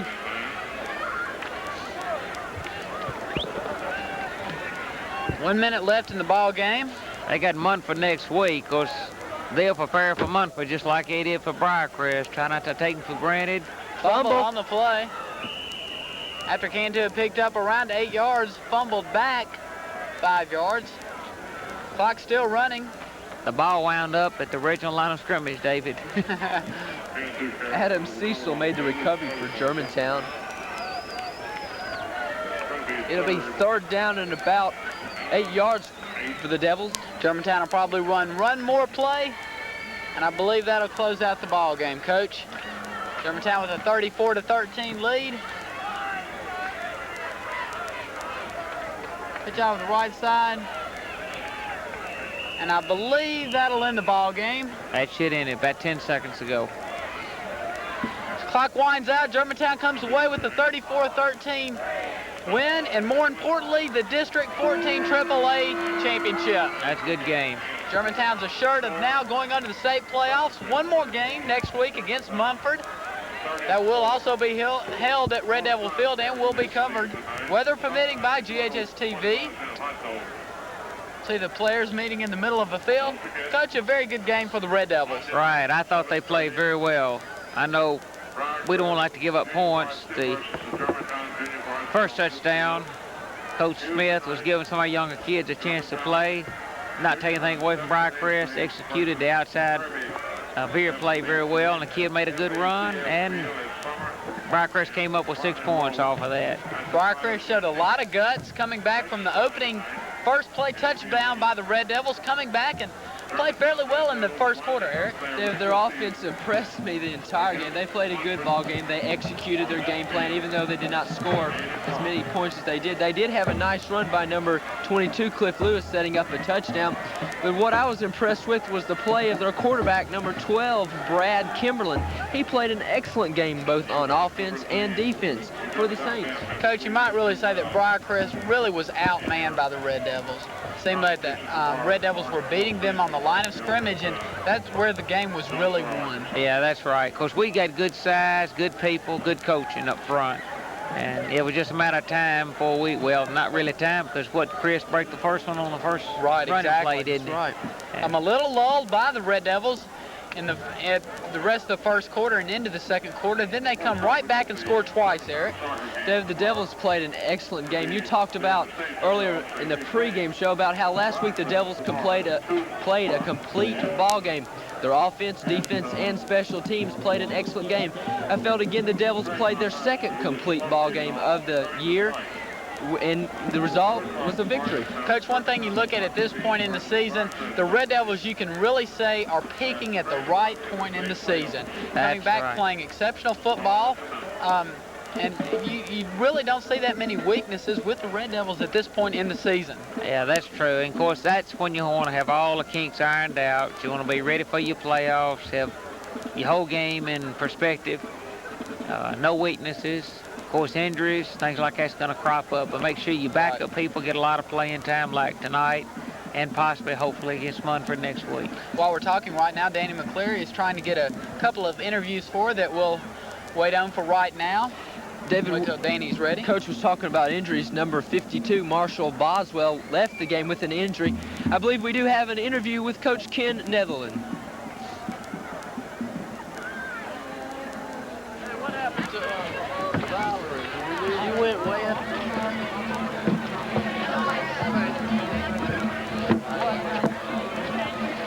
Well, we were glad to win.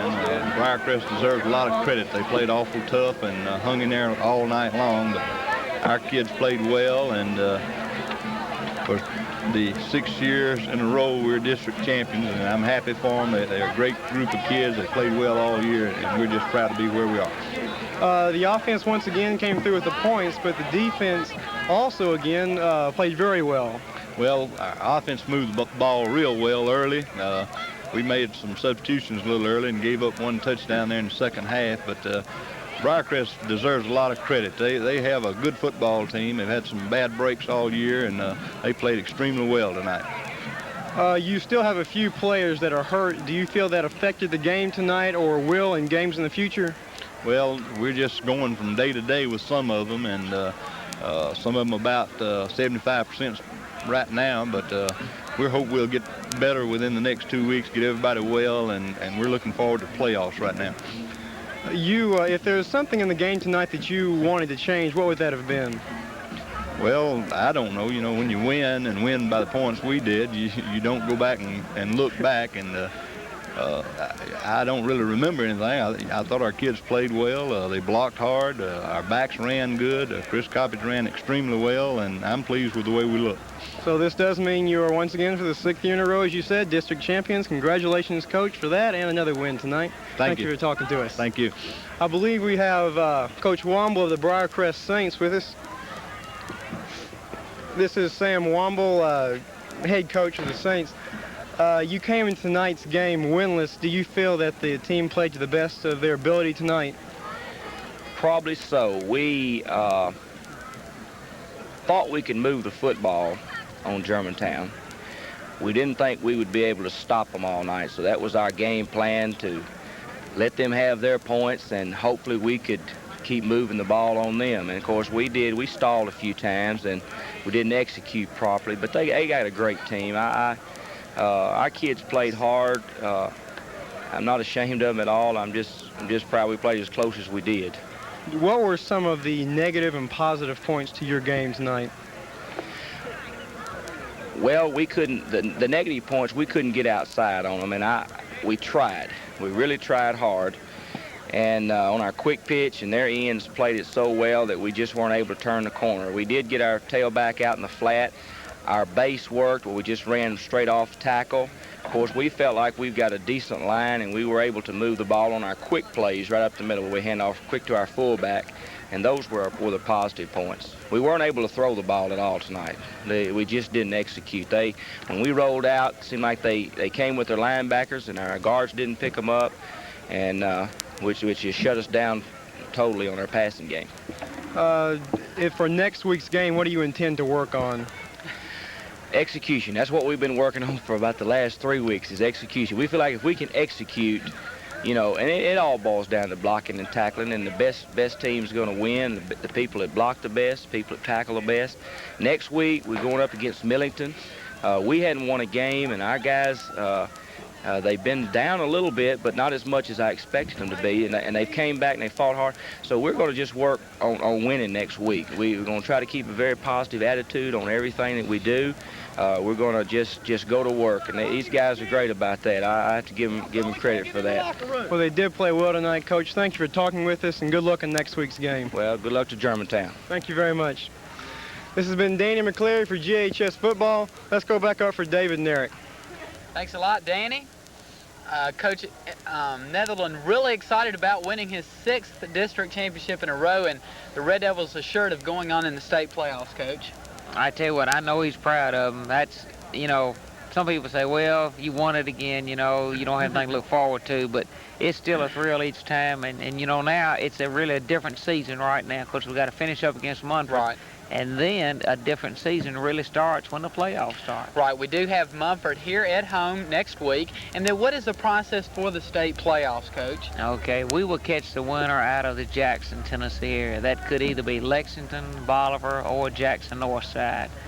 There's a possibility they could have a 2-way or 3-way tie up there. Right.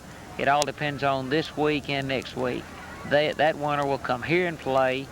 and then the winner of that game will go and catch a winner out of Memphis, which could be Northside, right, or possibly Whitehaven, I believe. There are a lot of tough teams coming out of Shelby County, like you mentioned, Northside and Whitehaven. Northside having a superb year, having only lost one ball game. They're a really good team, one team that we will definitely have to look out for. Munford, I'm not really aware too much about Munford. Know that they were just put in the district this year, along with Christian Brothers, so another district game for the Red Devils. That's right, David. Just like tonight's game, it's going to be very important for Germantown for a couple of reasons. They would like to win the game, establish a couple of touchdowns quick in the first half, and be able to go into the game and pick up a victory. I believe we have an interview that we've taped the last couple of weeks with Mark Bowen, an injured player for the Red Devils. So let's roll that tape now and see what he has to say. Last week, GHS-TV had a chance to speak with Red Devil defensive star Mark Bowen. We asked Mark how he hurt his leg earlier in the season. In the MUS game, I got it hit and it tore a ligament in the inside of the knee. We then asked Mark whether or not his injury would affect his chances of receiving a scholarship. No, I've talked to all the schools that have been recruiting me, and they said this doesn't affect my scholarship at all, and I'm going to keep going on my trips down to colleges and stuff like that. GHS-TV would like to wish Mark good luck in the future, and good luck to the Devils in tonight's ball game. And I'll lead out of the game? Yeah, you can go ahead. Alrighty, we're back. The executive producer of Red Devil Football 1983 has been Mr. E. Frank Bluestein. Your producers have been David Bryant and Frank Stock. Tonight's game was directed by Chris Parnell. Switcher was Rob Manuel. Your cameramen were Tony Marinella, Frank Stock, and Kenley Ray. Your statisticians have been Chris Cry and Jeannie Massey, and our spotter for Red Devil Football was Richard Harper. The grips for tonight's game were Kelly Shoemaker, Tiff Taylor, Gyla Bump, Debbie Locke, Sean Parham, Kathy Fisher, Jay Goings, and Amy Savell, Candy Nedrow, and Linda Bott. The video taper was Alice Bott, and audio was done by Tim Carter. The titler was done by Kevin Holliday, with video inserts by Nikki Robertson. Camera 1 truck was driven by Mrs. Sarah Savell, and our setting up coordinator was Mrs. Susan Shreve. We also would like to thank Germantown Cablevision and Germantown High School Ernest Chisholm Principal. David? That about wraps up Red Devil football for tonight. Red Devils coming away with a 34-13 big victory.